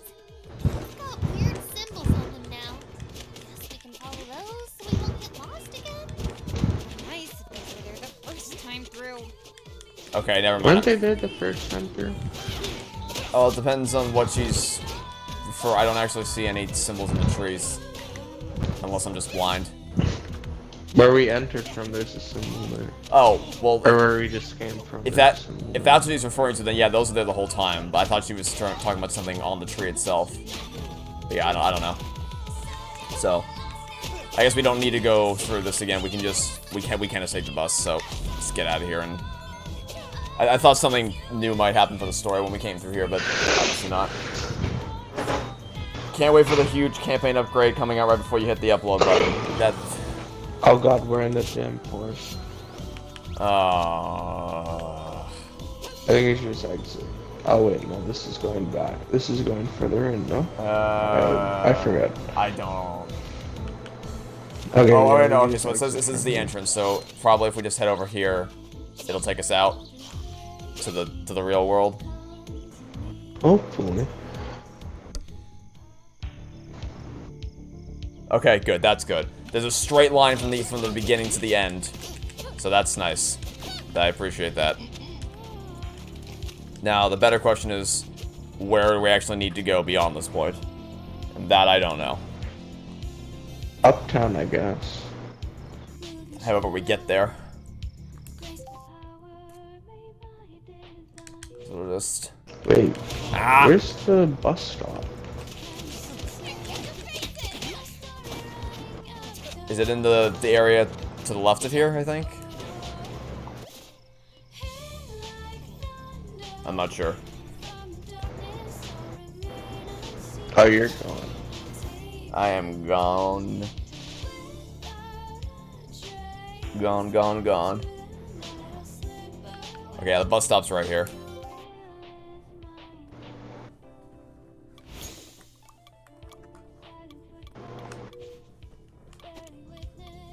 So which one are you going to? That's the thing, I don't actually know where we're trying to... The only exclamation point we have is in Uptown, but I don't know how to get to Uptown. So I guess... we'll just keep going somewhere until something happens, maybe? Oh, we could get there from Crosstown? Downtown. Oh no, just Crosstown it looks like. Oh, you mean do that? You bet the Mario and FNAF movies will have their own equivalent of the Gentle Minions trend?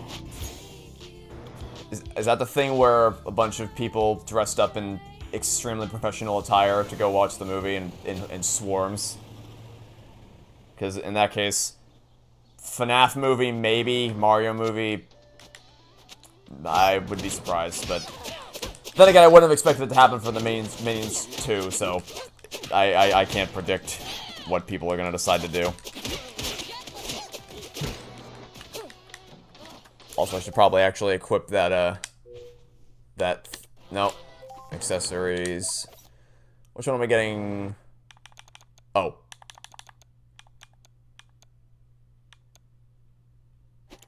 I guess it's not an accessory?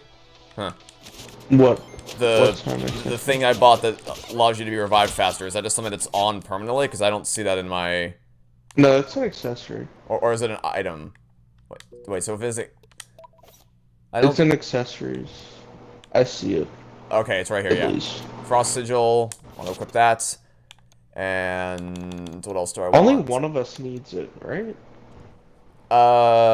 Theoretically, right? Because if one of us has it equipped, that means reviving and being revived is easier. Yeah. So, I'll keep it equipped. And then what else do I want? I think I will do I'm buying some food. this. Let me know if you want anything. I have enough money, so sure, I'll buy some food as well. Sure. And then I'll buy some for the road. Store That looks it. fabulous. Alright. People just start wearing animatronic suits to the FNAF movie. That would be horrifying if when the FNAF movie eventually comes out, it's just a theater full of people in bear costumes and Next bunny time, one more costumes. That, I might actually run away from the theater if that happens. That might be too horrifying for me. But, also I'm getting beat up, but I'm equipping things.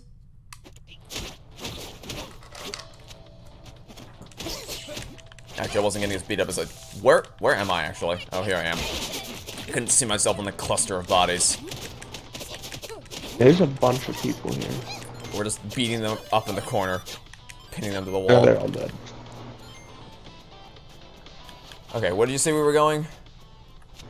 I think... we could either go down or up. Let's go down. These are more stores down. What is this? Have we been here before? Discount sushi. Probably. I think we've probably been to every store in this small outlet. Welcome. Hope you're Because that burger joint.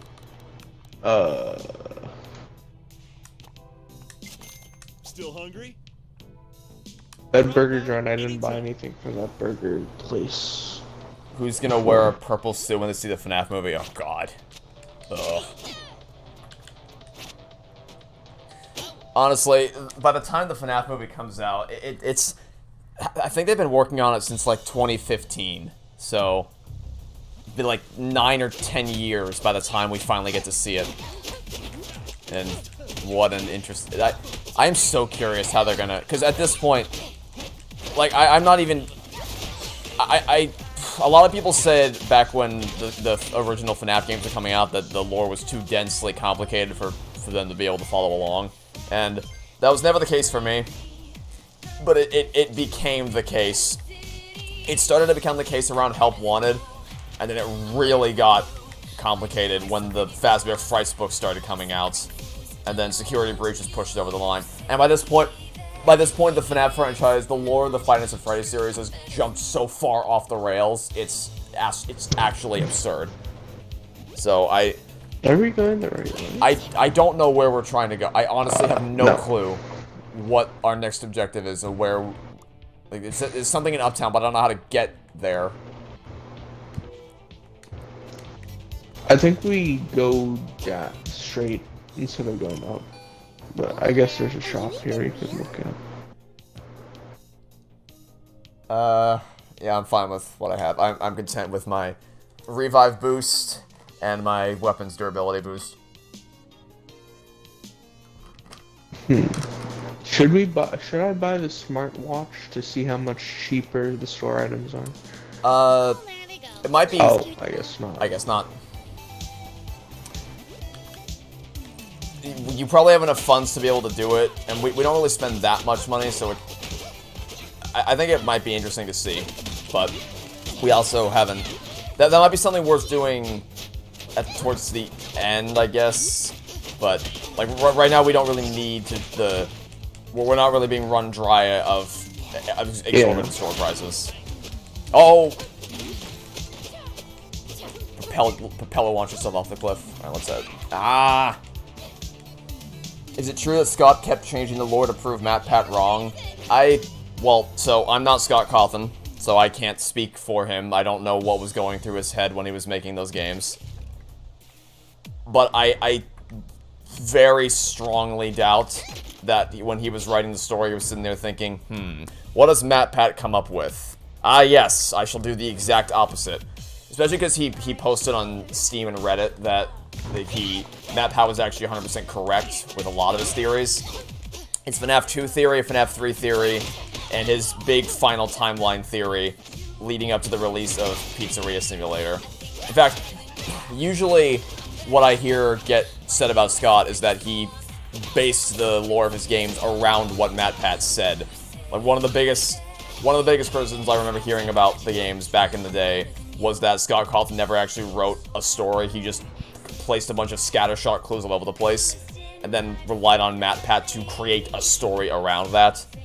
But there's more of a case to be made for that than saying that he changed the lore specifically to piss off Matt Pat. But I don't think either of those things is. I don't think either statement is accurate to what really happened.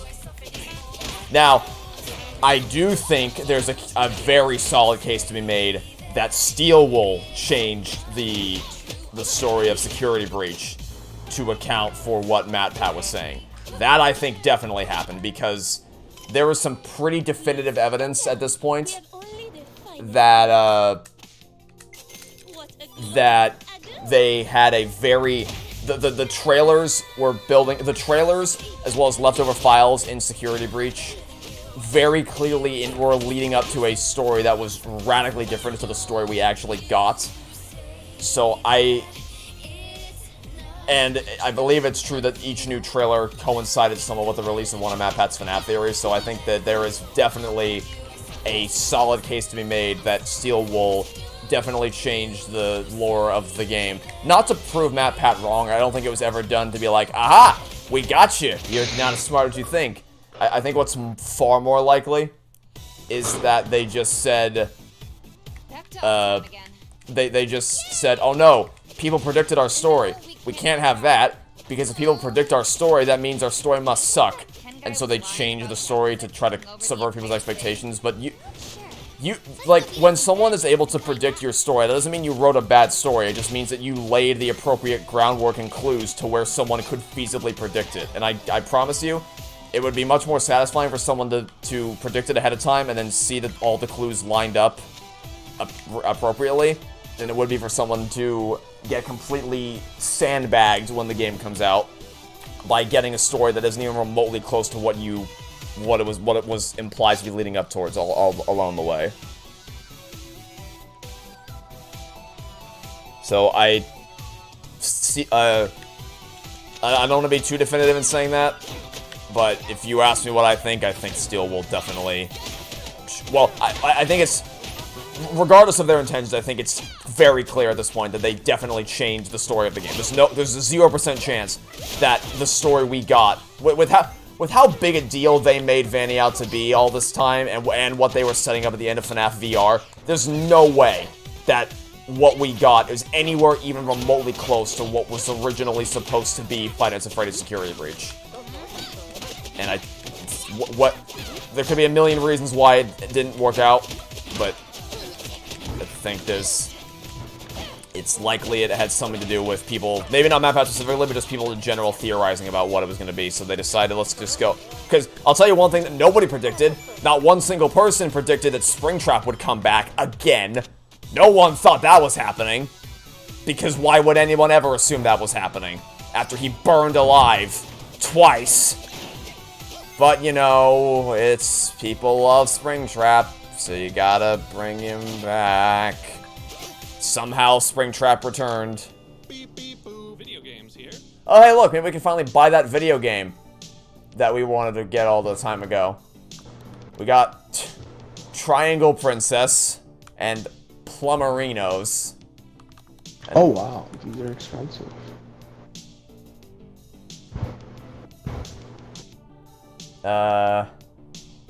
I'll pass. Imagine if we just came here from the start and we could have avoided the whole game. We can eat a game? Okay. See you soon. What, you mean you don't eat your video games? They're very nutritious. I should probably get into that hobby. It's probably in the fine print of the game box when you buy it. Scott Cawthon's first game was The Pilgrim's Progress. Yeah, I remember seeing that. I never played it. Nor did I ever watch his animation of the Pilgrim's Progress, but I knew that existed. I think the earliest thing from him I made, or that I played, actually I've played a lot of his, I have them on my phone. Let's see, I have, There Is No Pause Button, Rage Quit, Sit and Survive, and Fighter Mage Bard. I have all of those on my phone. They're really, they're great. They're nothing spectacular. They're just like, There Is No Pause Button and Rage Quit are just really great time waster mobile games that when you have nothing else to do with your life. But Sit and Survive is actually a pretty decently made wave defense. I should have brought that up earlier when we were talking about wave defense. Sit and Survive, I really like Sit and Survive. It's a kind of similar to wave defense in that you're sat around a campfire and each wave, each round a new wave of enemies and obstacles comes your way to try to kill you, so you have to spend your money appropriately to buy the appropriate defenses. It's actually a pretty neat little strategy defense game that I recommended. I think it's available for free on Game Jolt, if you want to check it out. The only game of his I wasn't big into was Chipper and Sons Lumber Company, ironically enough, the thing that made Five Nights at Freddy's, that inspired him to make Five Nights at Freddy's. And it's not because I don't like that type of game, because I do. I'm usually into that type of chill, laid back, I guess, maybe farming simulator is the wrong word, but just that kind of game, you know, where you have your own little town, your own little landscape that you have to maintain and take care of. Is there what now? Is that a gun? Like a turret? Jeez. I don't want to find out. But oh, and also you went the completely wrong way. Also, the Desolate Hope. I thought we were going up. I played the Desolate Hope for like an hour. It's cute. It's the graphics are obviously stunning, and it's kind of charming, but I can never really jive with the combat system. But I have played Five Nights at Freddy's. Inspired me to really, because Scott Cawthon was the guy that made me take an interest in. Oh, I'm dead, by the way. Scott Cawthon was the guy that inspired me to actually look into making video games. I used ClickTeam Fusion 2.5 specifically because of that. In fact, there's actually some things I've used for some of the commentary videos and some of my analysis videos where I couldn't achieve something or didn't know how to achieve something through Vegas, so I made it in Fusion and then just recorded footage of what I programmed through that and then used that in Vegas. So he inspired, he's like, if I ever pursue game development as a thing in the future, he's the reason why I wanted to take an interest in that in the first place. So I was interested in checking out his catalog of work. Is this where we just here? Yes, but going to the right gets us further, I think. Oh yeah, because we went the other way last time. That's a lot of people. That is indeed a very hefty ton of people. Kind of hard for me to actually see what we're... Ah!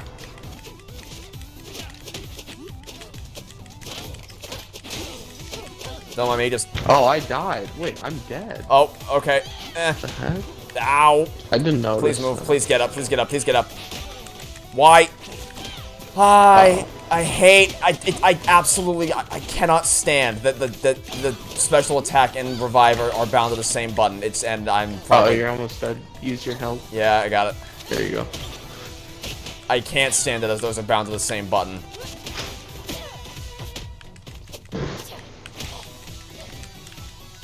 Where's the ability I can buy to bind those actions to separate buttons? Where's that ability? I'll buy that for $1,000. And... oh, well, I didn't want to... oh, well. I have enough friends. Alright, where are we going? We just keep going right, looks like. Unless, I guess I can head into the store real quick so we can spawn you in. Is this a store? I think it's a store. Never mind. Well, I mean, it is a bookstore. Oh, it's a hideout. Okay, it's a hideout. That's a lot of books, actually. That's a... alright. Reminds me of the, So scared. Have you ever been to D.C.? Washington, D.C.? Mm-hmm. Okay. Did you ever visit the I want to say the Lincoln Museum, but it's not the Lincoln Museum. It's the the house across from the Lincoln Museum, where you can go through like that bedroom, and then there's the memorial at the end, where you can walk by the casket. I think so. So do you remember at the end of that section a giant staircase surrounding a tower? Oh, actually, I can send you a picture from the DC trip. Basically, there's a giant staircase there, or a giant tower of books there that reminds me of what I'm looking at right now. I'll send you the picture from back then. I wonder if my note's still there. At the end of that memorial, there was a thing where you could write on a little sticky note something. I don't know. I don't remember the question, but it was something that every student could write, and then they post a sticky note on the wall. I wonder if the note I wrote is still. I wonder if I'd even recognize it if I were to go back there. Where is it? Ah, here it is. Okay, it was a spiral staircase. I was remembering correctly. It was indeed a spiral staircase. There you go. That's what this reminds me of. So Springtrap is the Team Rocket of the Five Nights at Freddy's series. I don't Pokemon, so maybe.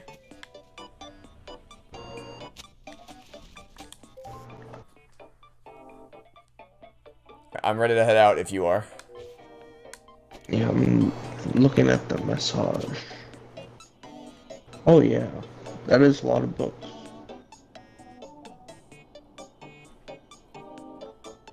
Looks cool though. Yeah, the DC trip was really cool. It's unfortunate you didn't get to tag along. Especially because didn't they just stick you with a bunch of... Because I don't know what you guys got up to in the 4 days we were gone, but I think I remember you texting me while I was in DC, just like they stuck us with a bunch of stupid busy work that you guys had to do while we were on the trip. Yeah, it's just busy work. Because obviously the teachers weren't, the English and history teachers weren't there, so you guys couldn't do much while we were gone. Yeah. Although, actually, was it timed so that, like, how many days were you guys in school for while we were on the trip? Was it? I don't think it. I think it was 3, right? Yeah, it was. Okay, it was. I just checked. It's Wednesday, Thursday, Friday, and then the next week was our spring break. Yeah. I was trying to figure out how much we missed. Or I guess how many days the teachers had to, because they basically just, knowing the 8th graders would be gone for 3 days, they designed it so that there was stuff that you guys could do to keep you busy, but not anything that we'd actually miss out on if we weren't there for it. Which kind of sucks for you guys, but I suppose they didn't really. I guess outside of giving you a study hall, there wasn't much they could do, and we know they were definitely never going to do that. Yeah, let's roll.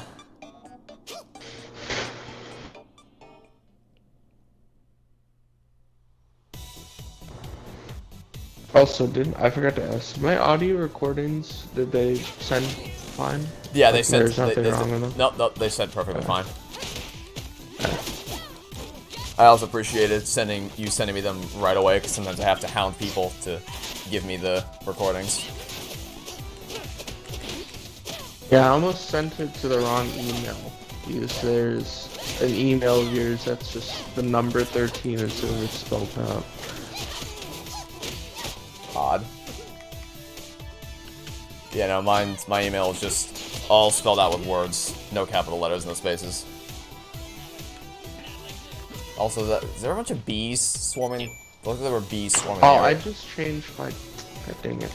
Yeah, that's fine. I'm stuck on a lamppost.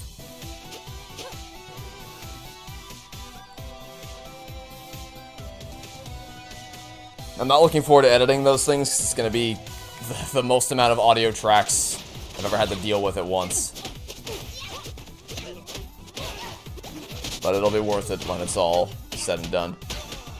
Man, that little leg swirl attack of yours is quite the beast.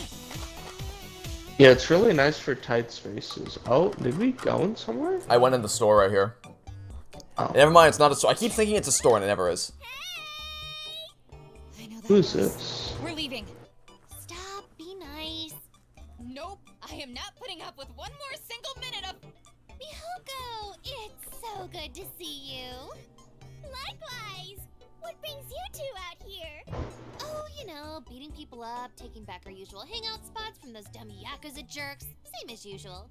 Totally. Where's your little doggy? Oh, Molly McMuffins? She was being naughty, so we had to get rid of her. As in, like, get rid of her? What? Oh no, of course not. I gave Molly to my sister, but that's part of a broader life change. I'm into cats now. That's why I'm here at this cat cafe. This is my hell. Only problem is, the cats all escaped. Oh, no. Oh, cats. Oh, how many things are loose in this city that you need us to collect? Missing cats look like? There's 20 of them. Each with Oh my this 20 20 cats? Yeah, What are okay, you, Bro, like- these side missions are crazy. What are you, my high school advanced algebra 2 teacher? Oh, sweet Jesus. That's a lot of cats. Okay, I'm not even kidding. I think my advanced algebra 2 teacher freshman year actually had 20 like there was a mural on her wall, or maybe not a mural, but on the whiteboard she would always draw every time she got a new cat, and there was a scary amount of them. Like when the hurricane struck, well, I say that when the hurricane struck in 2017, that was one that she was just trying to find it. I remember it was a big thing. She was telling us how she needed to find a shelter that would take all her cats. So that was a thing. Yeah, animals are fine. It's just that most people don't know how to take care of animals. Which is annoying. Went from eating. Oh my goodness.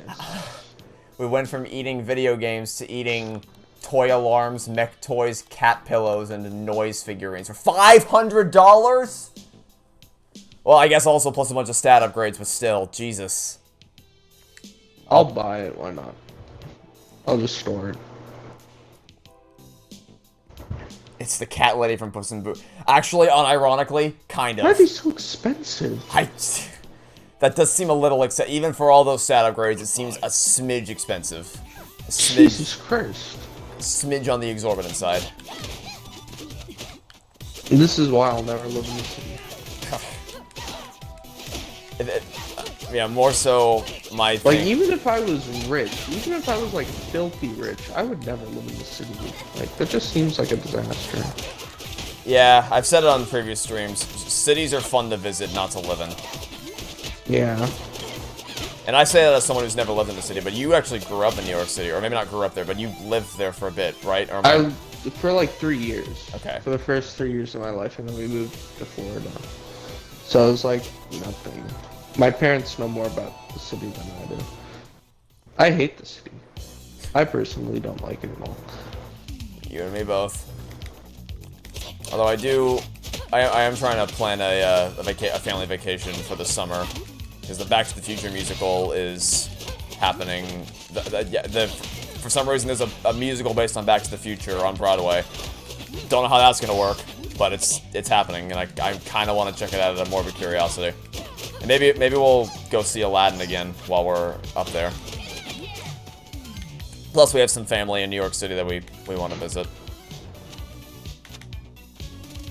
Oh, it looks like someone died here. Yeah, Nice. nothing to be concerned with.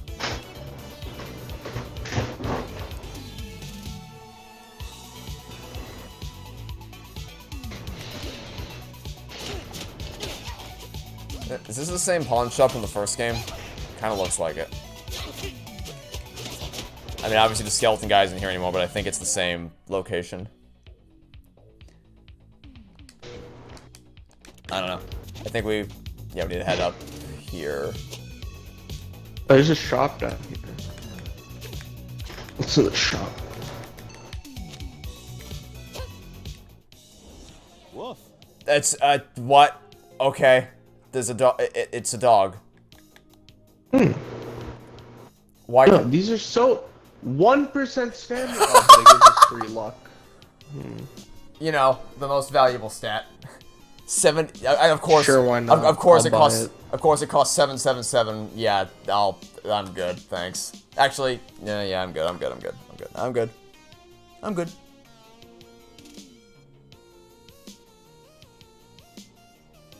Woof woof.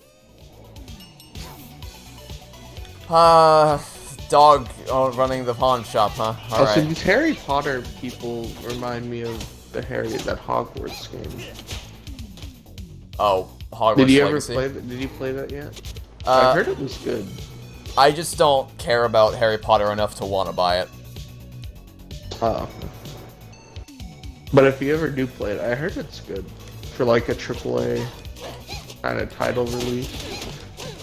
Even though, you know, it's not, there's still like its fair share of bugs and stuff. A lot of people say it's worth the money. Which is really hard to say about a lot of games these days. It most certainly is hard to say that about a lot of games these days. That's a wrench. Because I was watching some streamers play the new Sons of the Forest, and the ending's literally just terrible. I won't spoil it unless you want me to. Because I don't know if anyone in chat hasn't finished it yet, but ending's horrible. I'll be honest, I don't even know what that game is. I didn't know it existed until just It's now. like a survival game.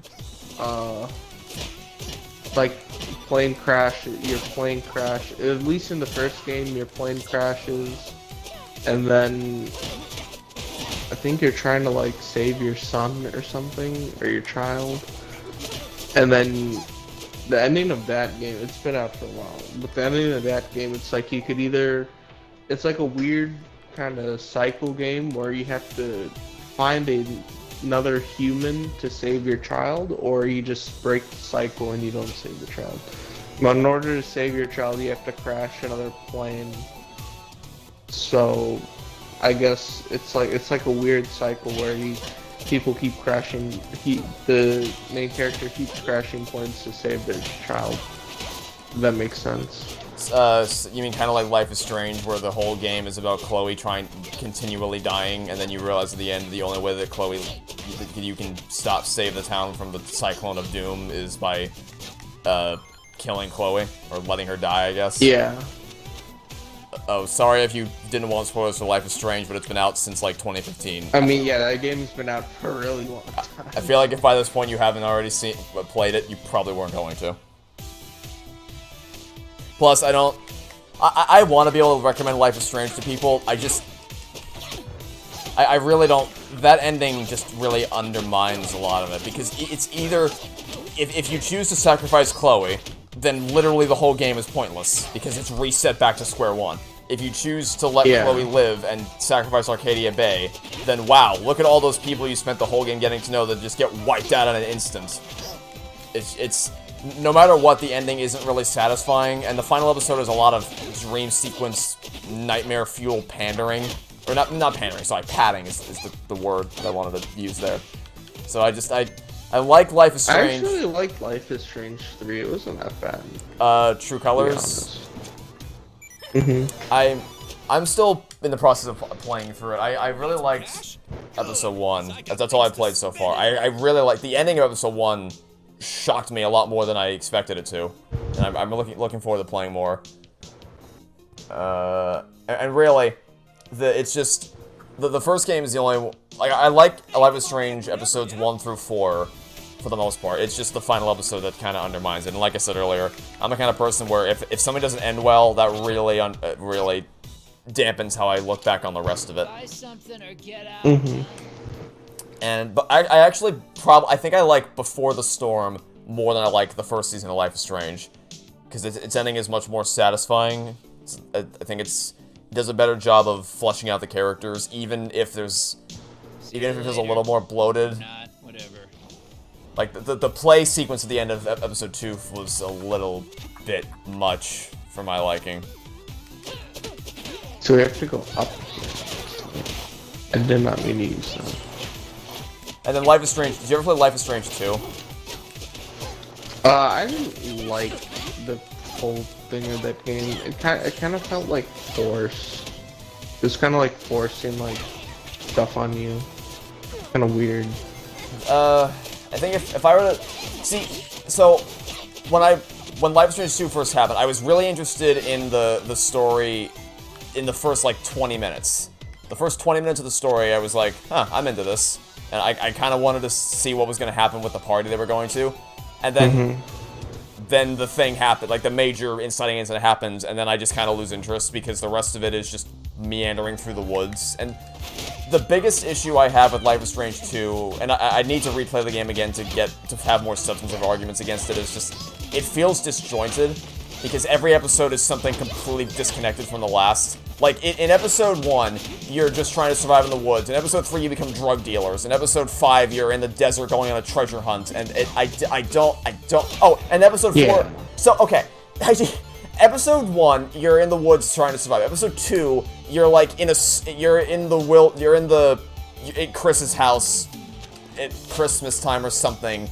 And then episode 3, you're drug dealers. Episode 4, you're trying to escape a religious cult. Episode 5, you're on the run in the desert on a treasure. I don't. It's weird. It's Like, it literally could have been solved episode 1. Like, nobody killed I mean, yeah, the cop died, but the person who killed, wasn't it the little brother who killed the cop? So, even realistically, like, he would just go to juvenile. Like, he wouldn't even go to, like, a prison. And I feel like after you explain that to, like, competent people, like, the competent, like, detectives or something, like, you would be fine. What am I don't know. What are we talking about? We're talking about Life is Strange 2. It's a very weird game. I just don't. Like, I just kind of felt like it was just pushing, like, a weird ideology. I mean, the ideology does kind of exist, but it's just still kind of weird, if that makes sense. I just what I would.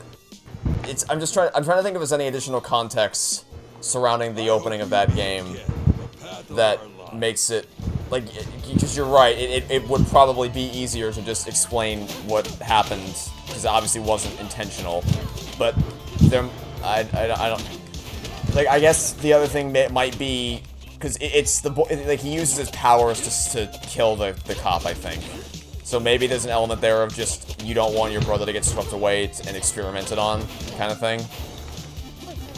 That might Yeah, be. but running also doesn't seem like a safe option at that age. Like, just going into the woods and surviving, like... Yeah, it's complicated. It's weird. I need to, like, I need to really play it again to really solidify how I feel towards that game. Wait, are you dead? I am, but I think I'm pretty sure this is, you should be able to. You know, they keep saying, look, it's this person, and I just don't know who, like, if we met them before, I forgot them. I forgot who they are. Yeah, they're probably, like, friends from school or something. You should mention that.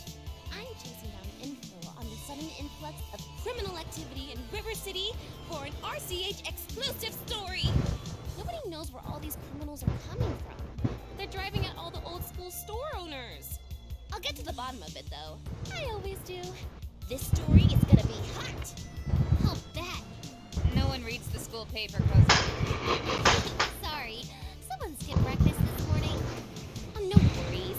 I followed my leads from RC High to here.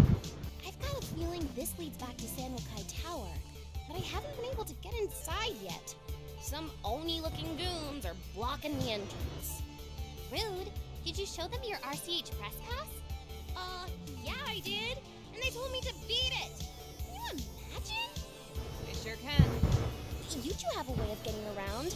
Maybe you can help me get inside the tower so I can get my exclusive? Maybe later. We gotta get going. Nice talking to you. Good luck with your story. So I guess I gotta beat up some guards. What else is new? Oh. How do we... Okay.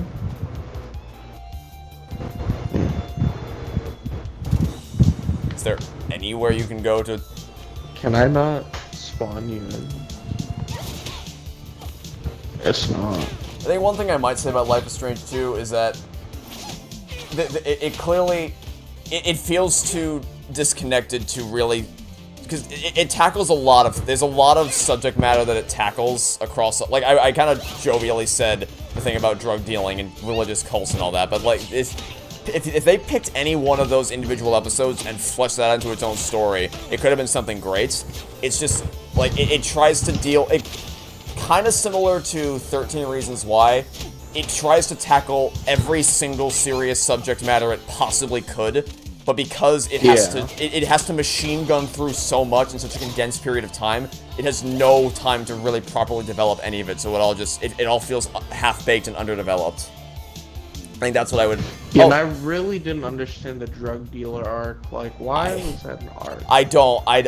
It honestly just feels like to me that they ran out of ideas for an episode, and they're like, we need something to connect episode 2 to 4. What do we do? They ran into drug dealers, and then they watched, they're fans of Breaking Bad, and they decided that was a way to live their life, I guess. Whatever.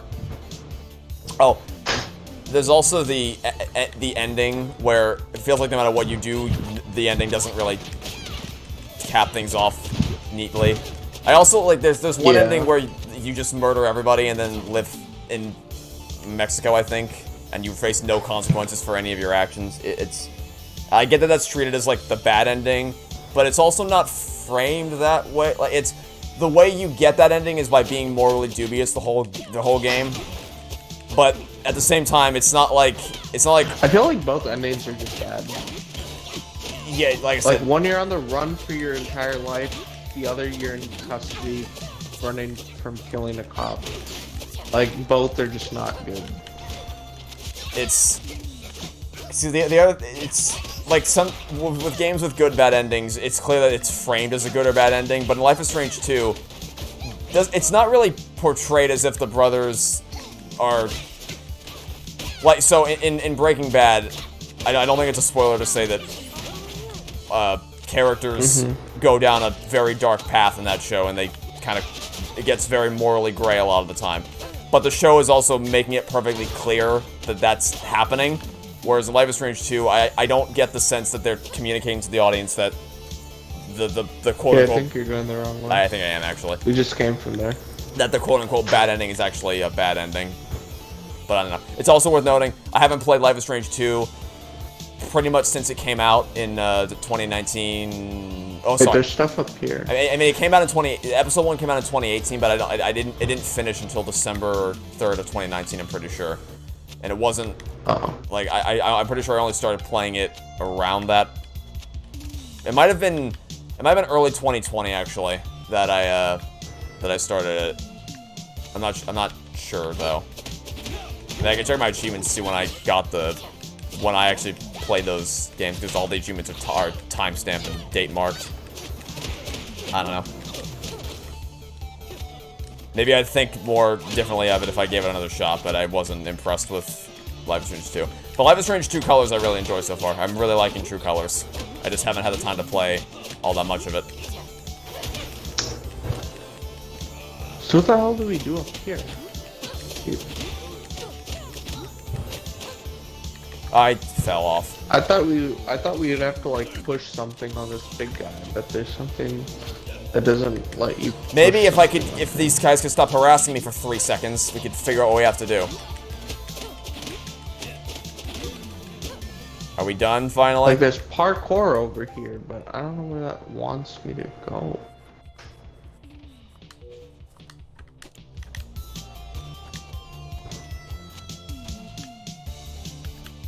Oh, there's a ladder right here. Oh, I didn't even see that.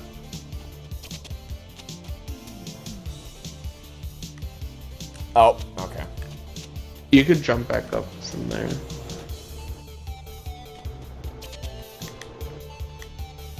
Let's see, there's parkour here, but I don't know where that leads me. How are we supposed to get in there? Yeah, what's the end game of here? Oh. Yeah, that didn't take me anywhere. Oh wait, is this guy a guy we can hire? Oh, hey, Boo-Boo. You dressing up for Halloween or something? Oh, we probably have to use him as a distraction or something. You're not him? Do I look like him? I mean, probably in a black and white photo. Or if it's very dark, maybe? My name's Me Bobo. It's my job to keep losing. Sweet night. How do you know we're losers? 'Cause you ain't in here. He's got us there. Airtight logic. Any chance you could let us inside? Not unless I know you've got some sweet dance moves. Well, sure we do. We're teenagers. Yeah, we're all great at dancing or whatever. Nuh-uh. I ain't falling for that again. You gotta prove it. How? Go get a top 5 score on that dance game in the arcade. Oh, you've got to be kidding me. I'll let you inside. Can our friend Hiroshi get the high score? Yeah, we heard he's pretty good at that game. Not unless you're trying to get him inside this club. Fine, we get it. We'll be back. Oh, my lord. Where is this? Where's he? Oh. Oh. Back Every time you think the fetch quest can't get more ridiculous, they find a way to subvert your expectations.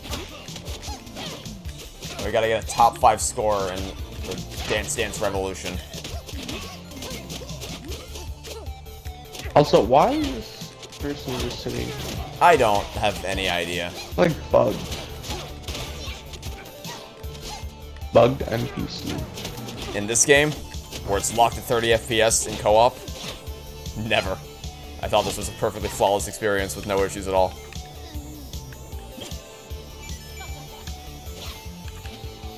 Alright, let's head on back. All the way. Oh my lords. Of course it's all the way over there. Of course it's the absolute furthest possible point away from us in the uptown.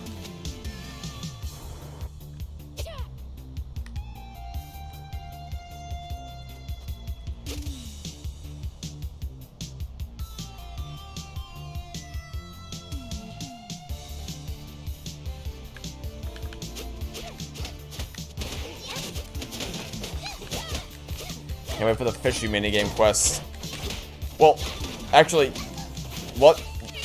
Oh no, I might be confusing it with Secrets of Grindia.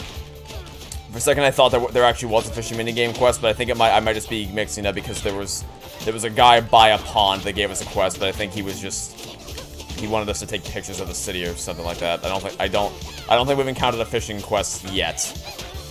Yeah. But who knows? At this point, who knows? They could give us anything and it wouldn't surprise me. What are my thoughts on Grindia? Yeah, it was fun. I enjoyed playing it with Forgetful Gal.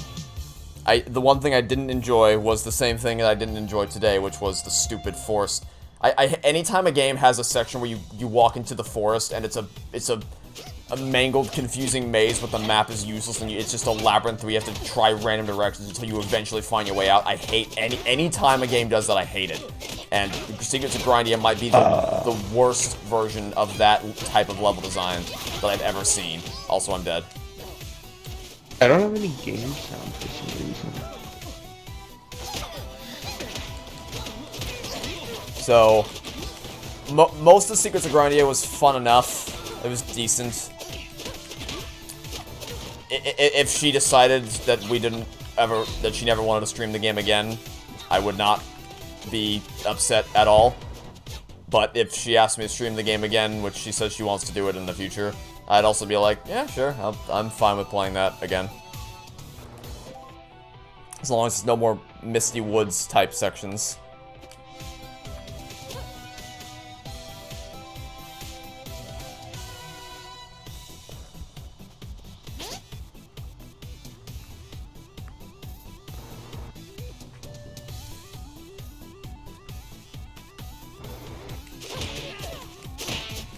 Also, when do you want to end so we have time to eat and then record? Or not record. Is it record or is it? We're just gonna record. I'm not gonna do it live. It's just gonna be. I don't actually like. I just need footage of the game itself, so I don't want to put anyone on the spot by doing it live. And Oh, okay. You want to find a good stopping point? Yeah, sure. We can wrap it up sometime soon. I guess we could just get to where the next Yeah, quest line is and just end there. Yeah, that seems like a good plan. Or we could go to the safe house. That depends on how long it takes us to get to do the dancing thing. No, I'm saying we could just get there and then stop. You don't have to do it. I think it might be at least worth a try. Because we do have until 3 p.m. Hey, if you want to. Yeah. to... I thought you said 2:30. My bad. Oh, I said we might want to stop around that point, so that we have like a half hour, but we can go till. So I have some stuff I can get done as well in an hour, so we can go till like 2-ish, and then we'll try to wrap things up. So I want. Because I didn't need anything for breakfast because I didn't want to hurt my teeth. Makes sense, yeah. In that case, we'll go till 2-ish, and then we'll take the hour to prepare ourselves for Halo 5. Alright, I think there's one room over and then we need to... Yeah, it's one room over and then the arcade's right there. Yeah.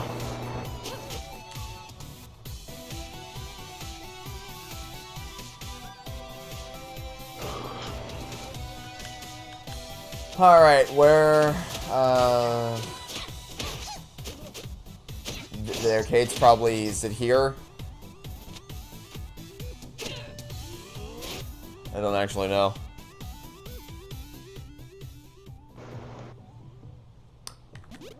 No, this is the outdoor plaza. No.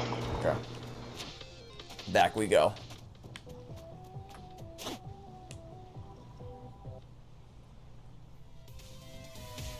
I would say the game store, but I don't think the game store has arcade. Oh no, it's right here. It's...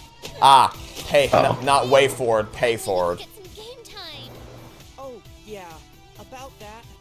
Hey, Hiroshi, are you here to play video games too? Well, I was before these Yakuza goons took the place over. This is getting seriously annoying. Yep. I was planning to set the top 5 scores again in Ultra Dance You Light Up My Life Baby Remix VXX, but they changed all the games, so now they only accept Y coins. Y coins? Yakuza coins.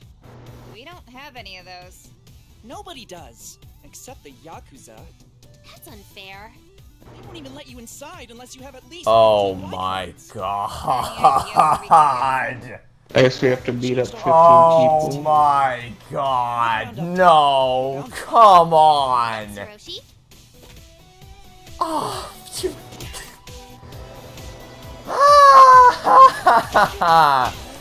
Collect 15. It's some Chicken Little video game type stuff. Collect 15 coins before you can get into the god. This is Why not can't we just like fight our way in there? like we have for every other part of the game. This...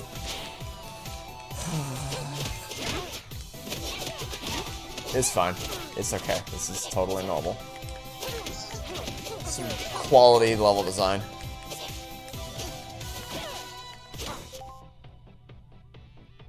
Hey, can we get some Y coins? You can't get these Y coins, so you give me 30 fish. And then the list is... It's like the Phineas and Ferb episode at the swap meet where Candace just wants to get the Ducky Momo thing, but she has to... She every time she does, it's like, I'll give you this if you give me that, and the list just keeps backpiling further and further. That's what this is. Every time... Just to get into the stupid thing, we have to set a dance record in an arcade machine, but in order to set the dance record in the arcade machine, we have to get Y coins in order to get into the arcade machine, which we need to destroy vending machines around that. It's getting on my nerves. Oh, look, there's a token machine right there. Alright, gimme. Yakuza coin machine. And of course, in order to get the tokens, we gotta beat up a bunch of Yakuza, which, you know, if we're willing to beat up all the Yakuza... Oh, I'm dead. Here's a wild idea. What if, hear me out now, we just beat up the Yakuza inside the arcade, and then we got the coins from that. Seems like something that might be worth considering. I don't know. Oh my goodness, I couldn't get to you. Forward and back, and then forward and back, and then forward and back, and then we'll put 1 foot forward. It's like you do the hokey pokey and shake it all about. That's what it's all about. We're way forward games. We call ourselves way forward because you keep going forward and then backward all the time. That's the way you go, forward and backward. Constantly. In every single level. Over and over again.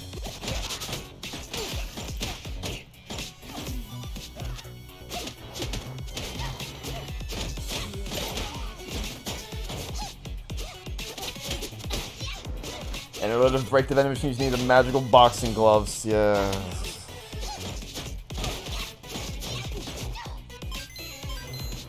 Maybe you can only break That's it. 3. Okay, there you go. That's 4. Only 4. Alright, we did it. That's 1 down. Ow.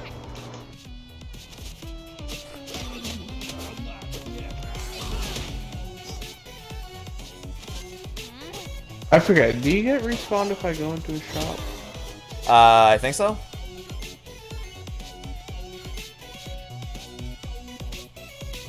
Pick up this money, oh my goodness.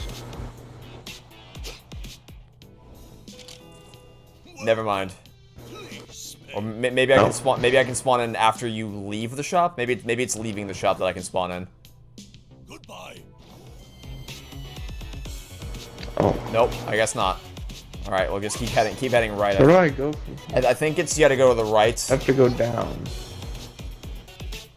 Or, I guess to the right.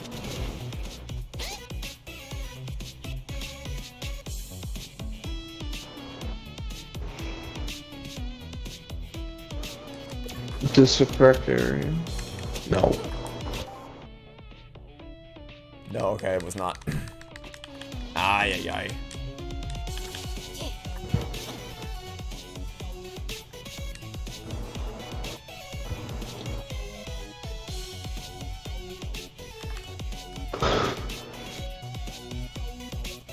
How do we go down?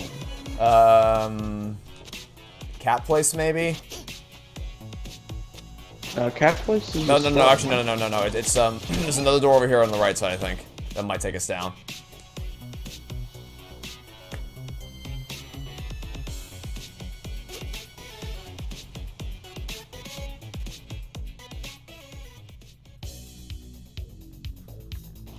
And the answer is yes. All right, it's right here.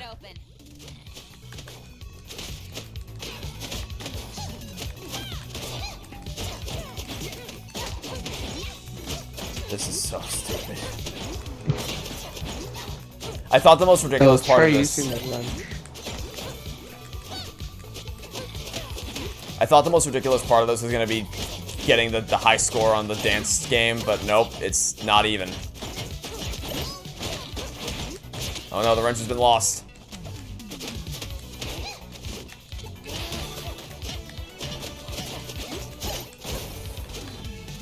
There we go. 4 coins again. We only pick up 4, but the game always says 5, so I'll take their word for it. Right.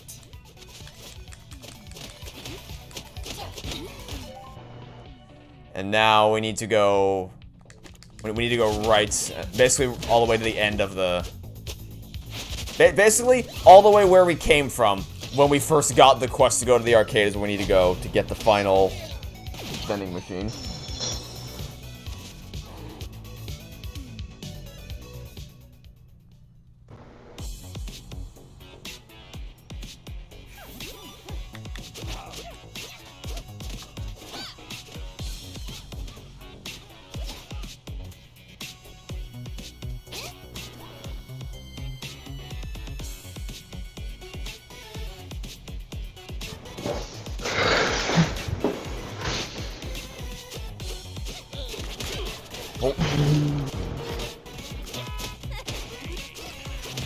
Aye.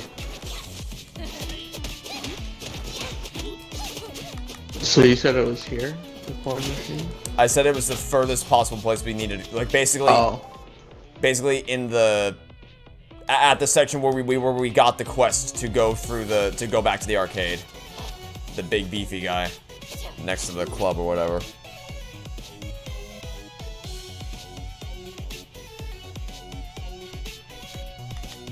So we'll just keep on heading upward. Onward and upward. To Actually, is this correct or is it up we have to go? I have no idea. No, this is not correct. This is a completely different We section. went to a completely different area. Oops.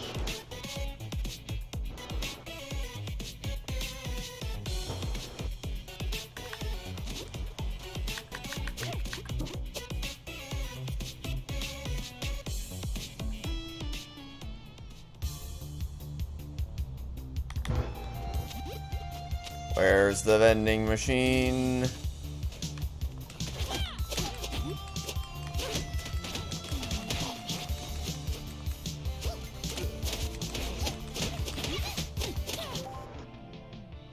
Oh, never mind, it's not here. There's still one more area I have to go across to.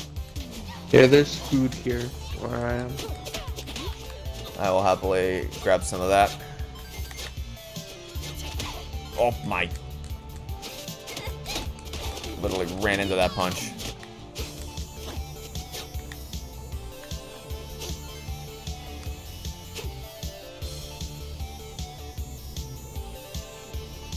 Now give me the machine.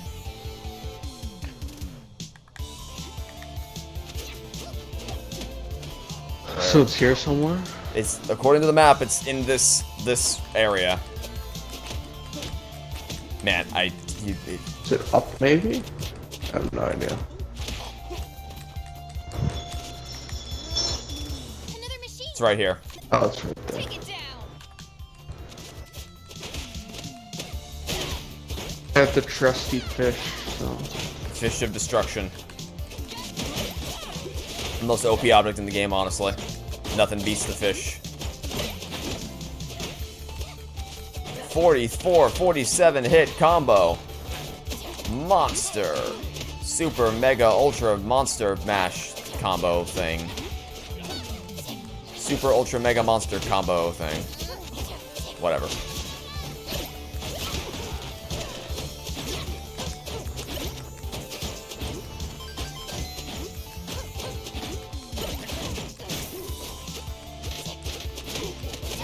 Did we do it? Did we get all the tokens? Yeah. Oh, well, I didn't pick that. There we go, finally. And now we get to go all the way back. Money? Math isn't your strongest subject, is it? To be honest, none of them are. Watch, once we get to the arcade machine, it's gonna be like a whole other game inside the game that we have to play.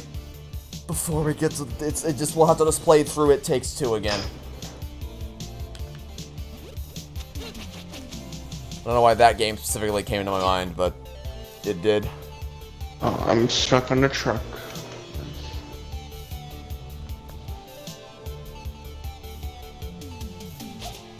What's up there? Oh, nothing.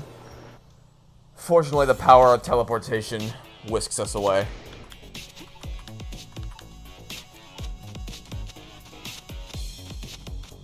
Right now, I'm stuck on something.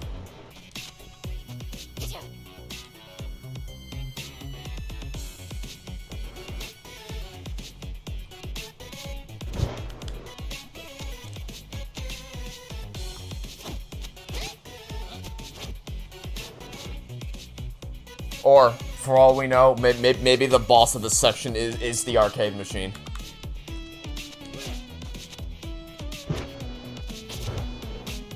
Who knows? It might be. No, maybe there's the Yakuza, maybe like there's like a big Yakuza guy, like standing on the machine we gotta take out. Ouch! What just hit me? Annoying.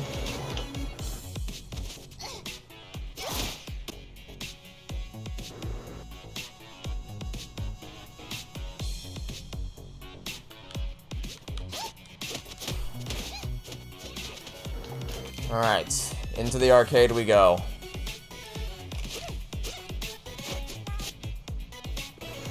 Don't we need 30 though? Because, you know, 2 people. I guess not. I guess not, yeah. It would take too much effort to change the number of tokens that it gives us for co-op mode. Such Although I say that, but even when you're playing single player, it still acts as if both characters are there. So I don't know. Yeah. Or maybe with that in mind, maybe it does take 15 tokens for both of us.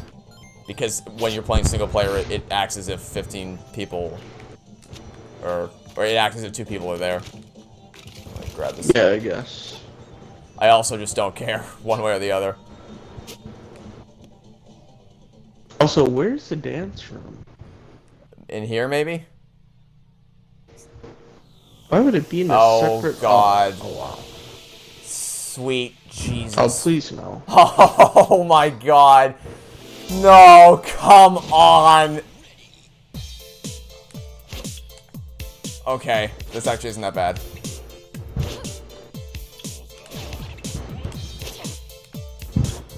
Is that it? Good job! Ready? Is it your turn now? No, it's still me. Do you ever get to play this? Guess not. I would not want to play this. I'm terrible at these types of games. Oh, damn it, I missed one. He's going for a flawless run.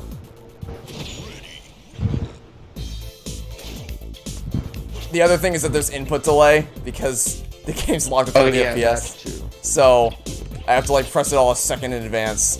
Oh no, oh no, no, no. Okay, it doesn't actually seem that bad.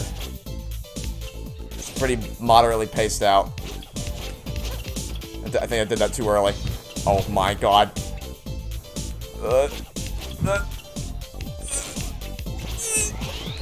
Did that way too early, and I just did that. That was a generous thing. I don't think I hit the button correctly there at all.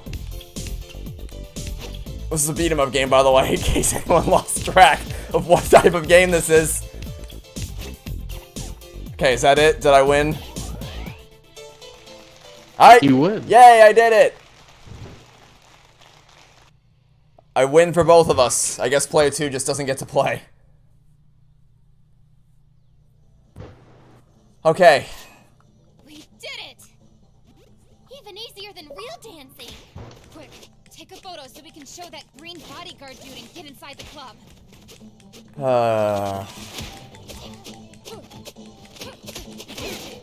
Neil's being spared from this game.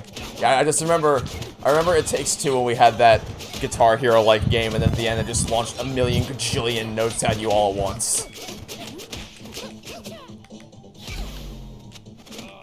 See, I've always liked rhythm games like that. I love rhythm games where they just, I guess, test your reflexes in that regard, in terms of how fast you can keep up with the beat as it goes along. But when you're dealing with input lag, can't say I'm a fan. Input lag makes that a lot harder. Although it seemed to be very, because I'm pretty sure I didn't hit the correct buttons for some of those, and even if I did, I hit it either too early or too late. So it seemed very generous with actually giving me the correct thing. Anyway, now we get to go all the way back again. Oh my goodness. Mission escape enemies, man. So I think this is like the 4th time that we've run through this section, because we had to run back once when we got the quest, run back a 2nd time to get all the machines, run back a 3rd time to get back to the arcade, and this is the 4th time we're running through all these rooms. Oh. The layout and design of this has not improved since the first game.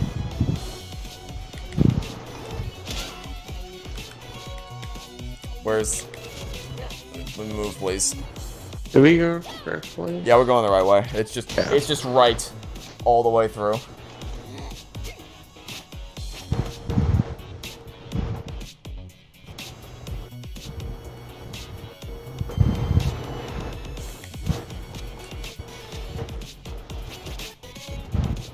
Actually, can we stop by some? I'm gonna stop by some food first if we can. I think we can buy food here. Maybe. No, it's a clothing store, I'm pretty sure. Oh yeah. Are there any food shops here, or do we have to go somewhere else to do that? I forget. Should say on the map. No, they're just 2 clothing stores here. Alright, well then I guess we'll have Before we go up, there's another shop, it looks like. So. I'll just let myself get whisked away. I'm getting completely pounded on.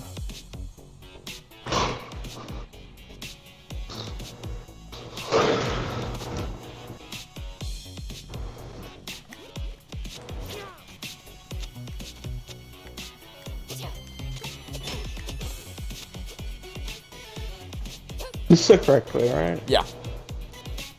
Okay. Just making sure. Okay, here's food. It says soup. Soup means food. And food is a thing which I currently desire. Weary travelers are welcome here. I Please choose look you, around. store, Such treasure. store it A again, wise and purchase. I'll buy this for now, Exquisite. because I have the funds to do so.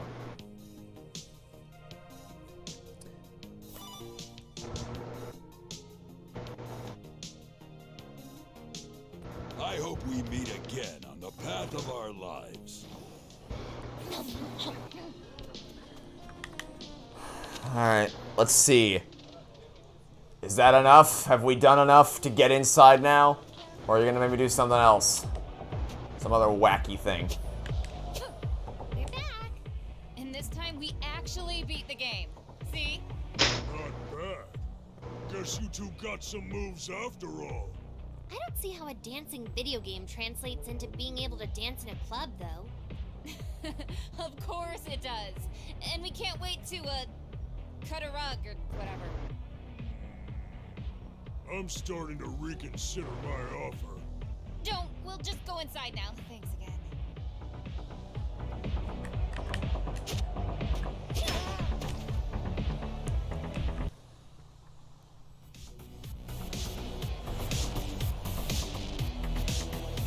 Wes's nightclub.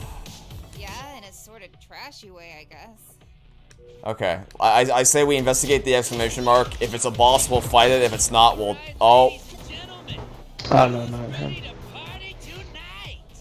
By party, do you mean hand you your ass again? Yeah, that's definitely what happened when we fought Ken the first time. We handed him his ass, yep. Mm-hmm. What are you two doing here? Security! What's the matter, Ken? Can't fight your own. Really? If we have to fight this clown again, I swear to God. No. Someone, everyone, dispose of them! I'm out of here. Well, that was anticlimactic. I wouldn't say that, considering how many Yakuza are about to attack us. At least it's not a dancing minigame. Ow. Ow. I wonder why it chose, because I didn't activate anything, right? We just walked into the room and then it started, so I wonder why it chose me to do Yeah. it. I guess it just defaults to player one for... It's kind of weird that they don't, for co-op mode, they don't let both players get in on the action now. I mean, not that you are missing out much, because you're not really into rhythm games anyway, but still. Had it been the reverse, it might have been... Like, if you would have been forced to do it and not me, that might have been an issue.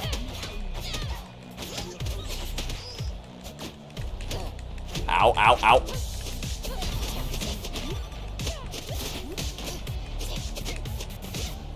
Right when you thought you could end the stream, 6-hour rematch. Yeah, let's not do that. Let's do anything but that. The current plan is that the last thing we do will be whatever is waiting for us at the exclamation mark at the top of the map.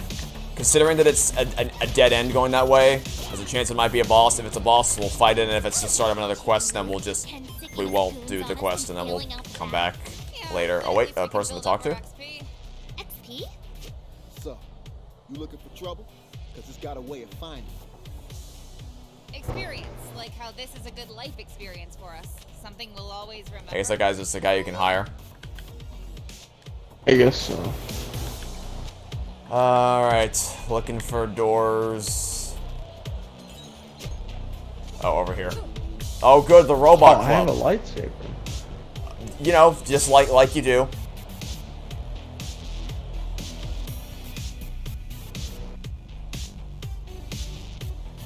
Dance floor. Oh no. Why did it only... Oh my God. One hit? Okay, Oh. well, sure.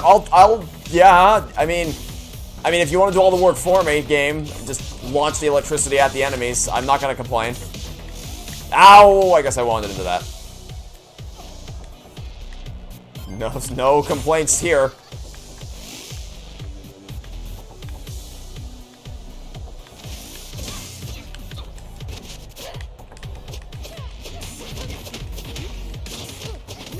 Oh.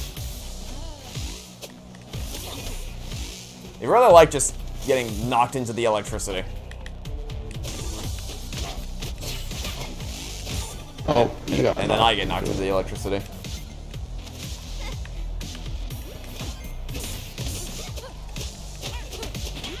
What the hell is that? Is that a robot? Well, it is the Robot Club, according to the sign.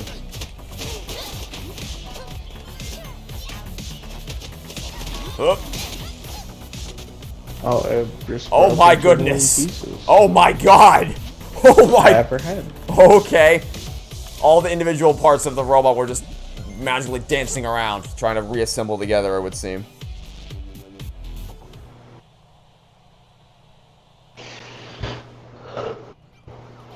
Yeah, that's boss fight. Yeah, here we go. Boss fight time. Wow, who's that? She's got some moves. Bet they didn't make her play some video game to get in here. Shut up. I just took out a dozen Yakuza bodyguards. I can take out a few more. Is she referring to us? It'd be pretty hard to confuse us for some Yakuza games. Hey girl, I like your shoes. What's your name? Shut your face. She might take a bit to warm up to us. We tend to have that effect on people. You've got it wrong. We're not with the Yakuza. In fact, we're also fighting them. Right, in fact, that kinda puts us on the same side. We should team up. Is it working? I can't tell. She still looks pretty intense. Maybe that's just her standard expression. All right, you Yakuza scum. You came to dance, but be prepared to die.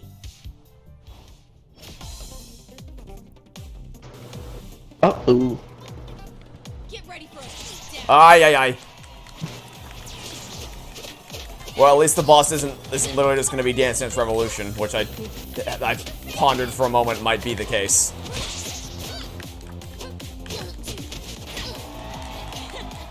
Though, with it not being the boss, it makes that just a really random side quest and just randomly play a rhythm game for no reason.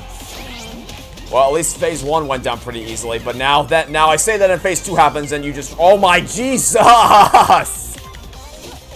They're just robots shooting stuff at us. Cool.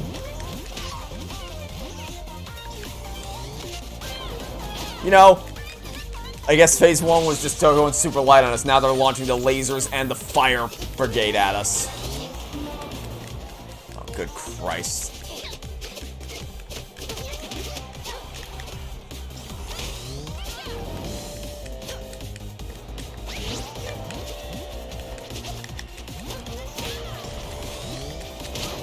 Okay. Oh my goodness. Stomp on her.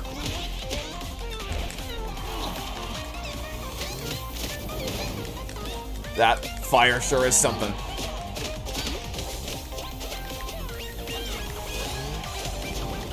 Oh, come on, she's one hit away from being out of phase 2.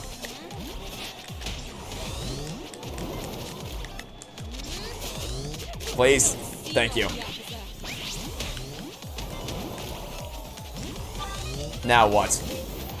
Just more of the same, but more painful? Probably.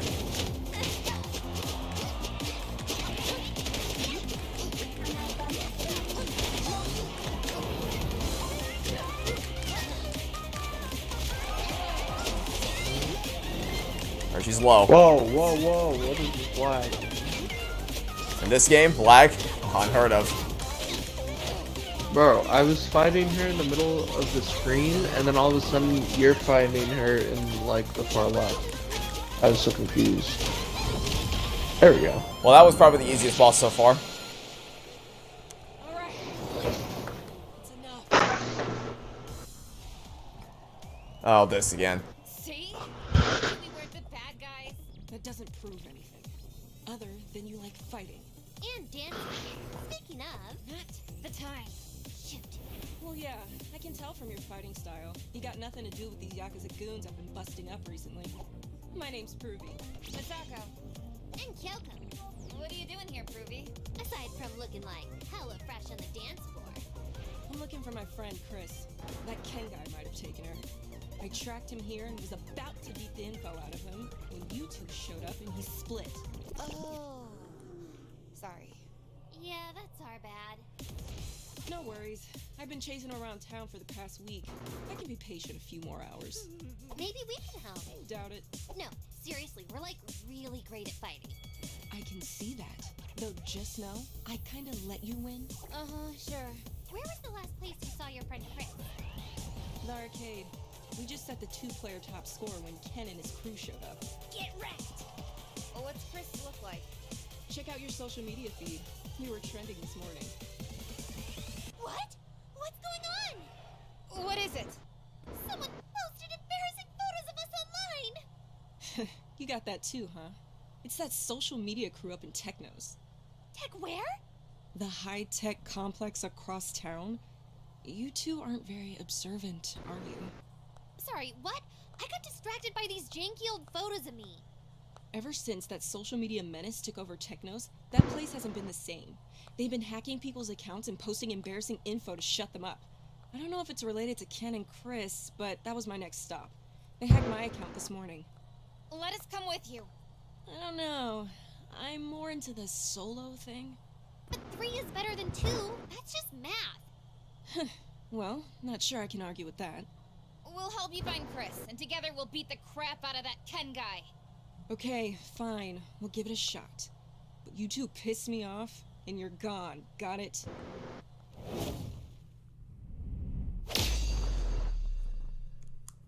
A new challenger approaches. Or I guess a new Pokemon's been added to your whatever.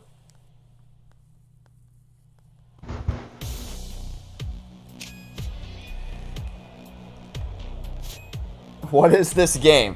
You know, that's a very good question. And the answer, I think, is pretty accurate to your username. Well, I don't really know. I have a hard time quantifying exactly what the River City Girls games are all about. And now I don't know where our next destination is, so I say we just head back to... I say we head back to a hideout and call it here. We did 2 bosses today, that seems... being electrocuted.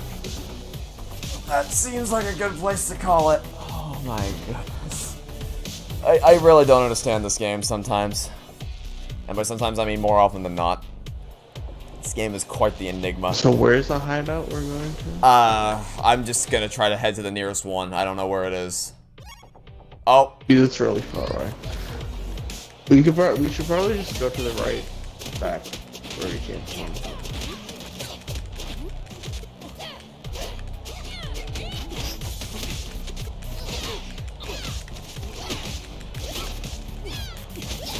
Okay, I think I just died. Yeah, I'm dead. But I can still get the I can still look at the map while I'm dead, so that's something.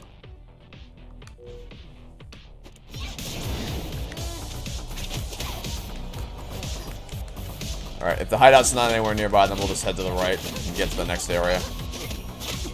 And then we'll break there.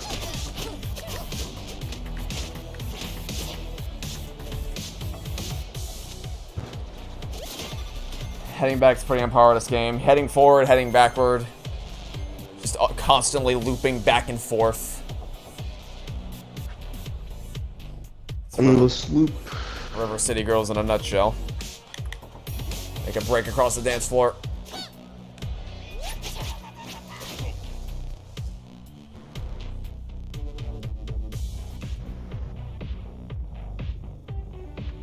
This is the restroom.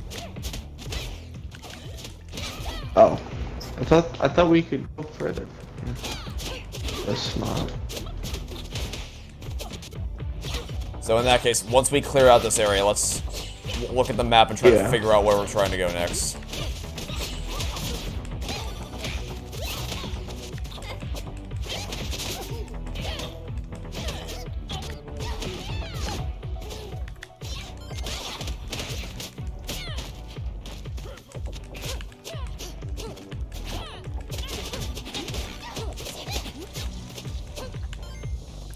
It's kind of weird that it feels like the hardest boss so far has been the first one. Yeah. I think it was the first one for us just because we were on the other difficulty and it was 30 FPS instead of 60. So it was really hard for us to counter. Okay. I think the way we need to go is we need to go 4 rooms to the left, down, and then down back to that area with the 2 clothing shops, and then oh my god. Okay, I know where we're going now. Oh, there's more stuff. Leave. This game looks awesome. The art style is pretty neat. The music is cool. And the core gameplay is mostly enjoyable. There's a couple weird things. Reviving is kind of awkward. Button mapping is odd. Controls are sometimes. And the fact that currently this game is a major glitch where when you play cooperatively, the game is locked to 30 FPS and there's some serious input lag. But the core gameplay is pretty fun, yeah. I wouldn't recommend buying this game right now. I recommend waiting until they fix, if you want to play by yourself, then go for it. Although I still might recommend waiting for a sale, since it's $40 right now. But if you want to play it cooperatively, wait until they fix it. Don't make the same mistake we did. Definitely don't want to do that. Alright, now to mix it up, let's run all the way backward again.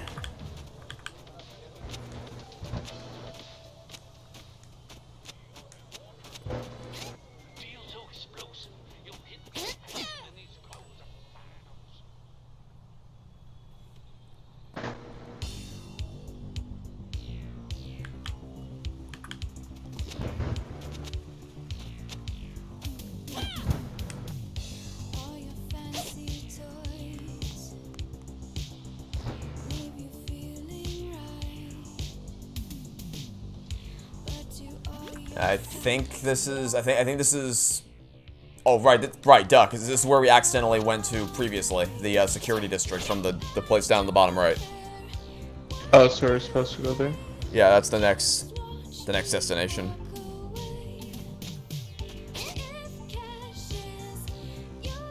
This should link us up to the techno area, I think. Let me double check the map to make sure. Yeah, we're currently 1 room away from the next exclamation mark.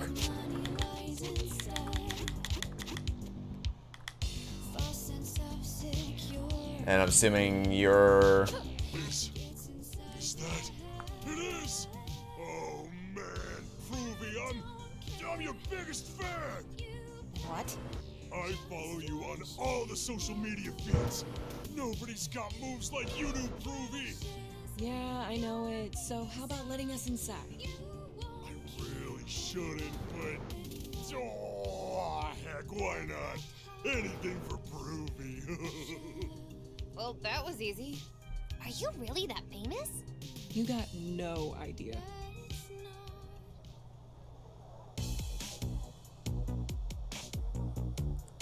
Alright. Simplest way to progress the game we've had so far.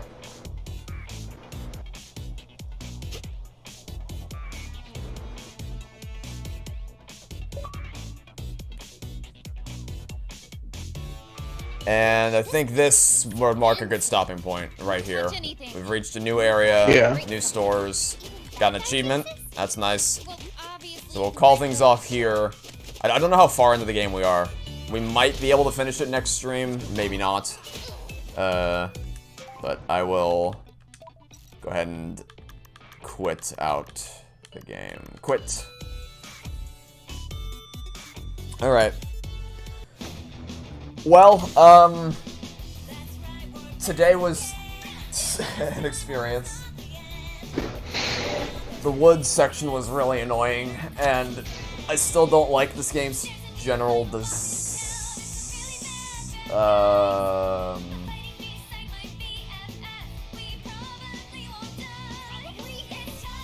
What?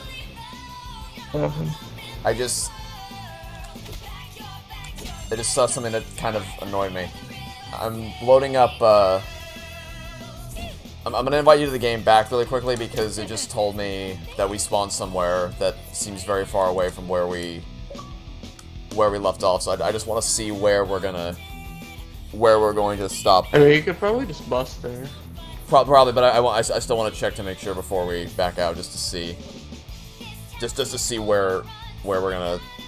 I guess just also to make sure that our progress wasn't reset or anything.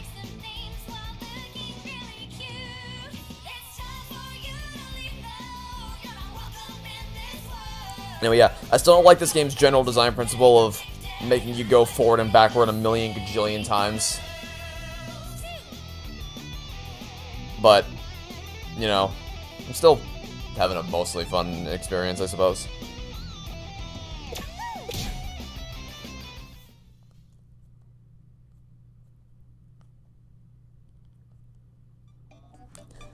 Yeah, so it lands us here, but does it save... Okay, it still saves our progress in the Technos area. That's still unlocked, so we're still good to go. Alright, we're safe. We're good. And the nice part is that there's a bus stop in that new area we unlocked, so we literally just have to go down right, and then we bus right there, so we're good. We're good. All my concerns have been alleviated. The overworld might be worse than the first. I think I'm willing to confidently say at this point that it is worse than the first. This is... I mean, the first game was not great in terms of actually navigating between major sections and levels and bosses and stuff like that, but this is something else entirely. This is really bad. It's so frustrating. But I'm still having a mostly fun experience, so yeah, thanks for tuning in today. Hopefully you enjoyed the stream. Thank you to Neil, as always, for joining me for some more video game action.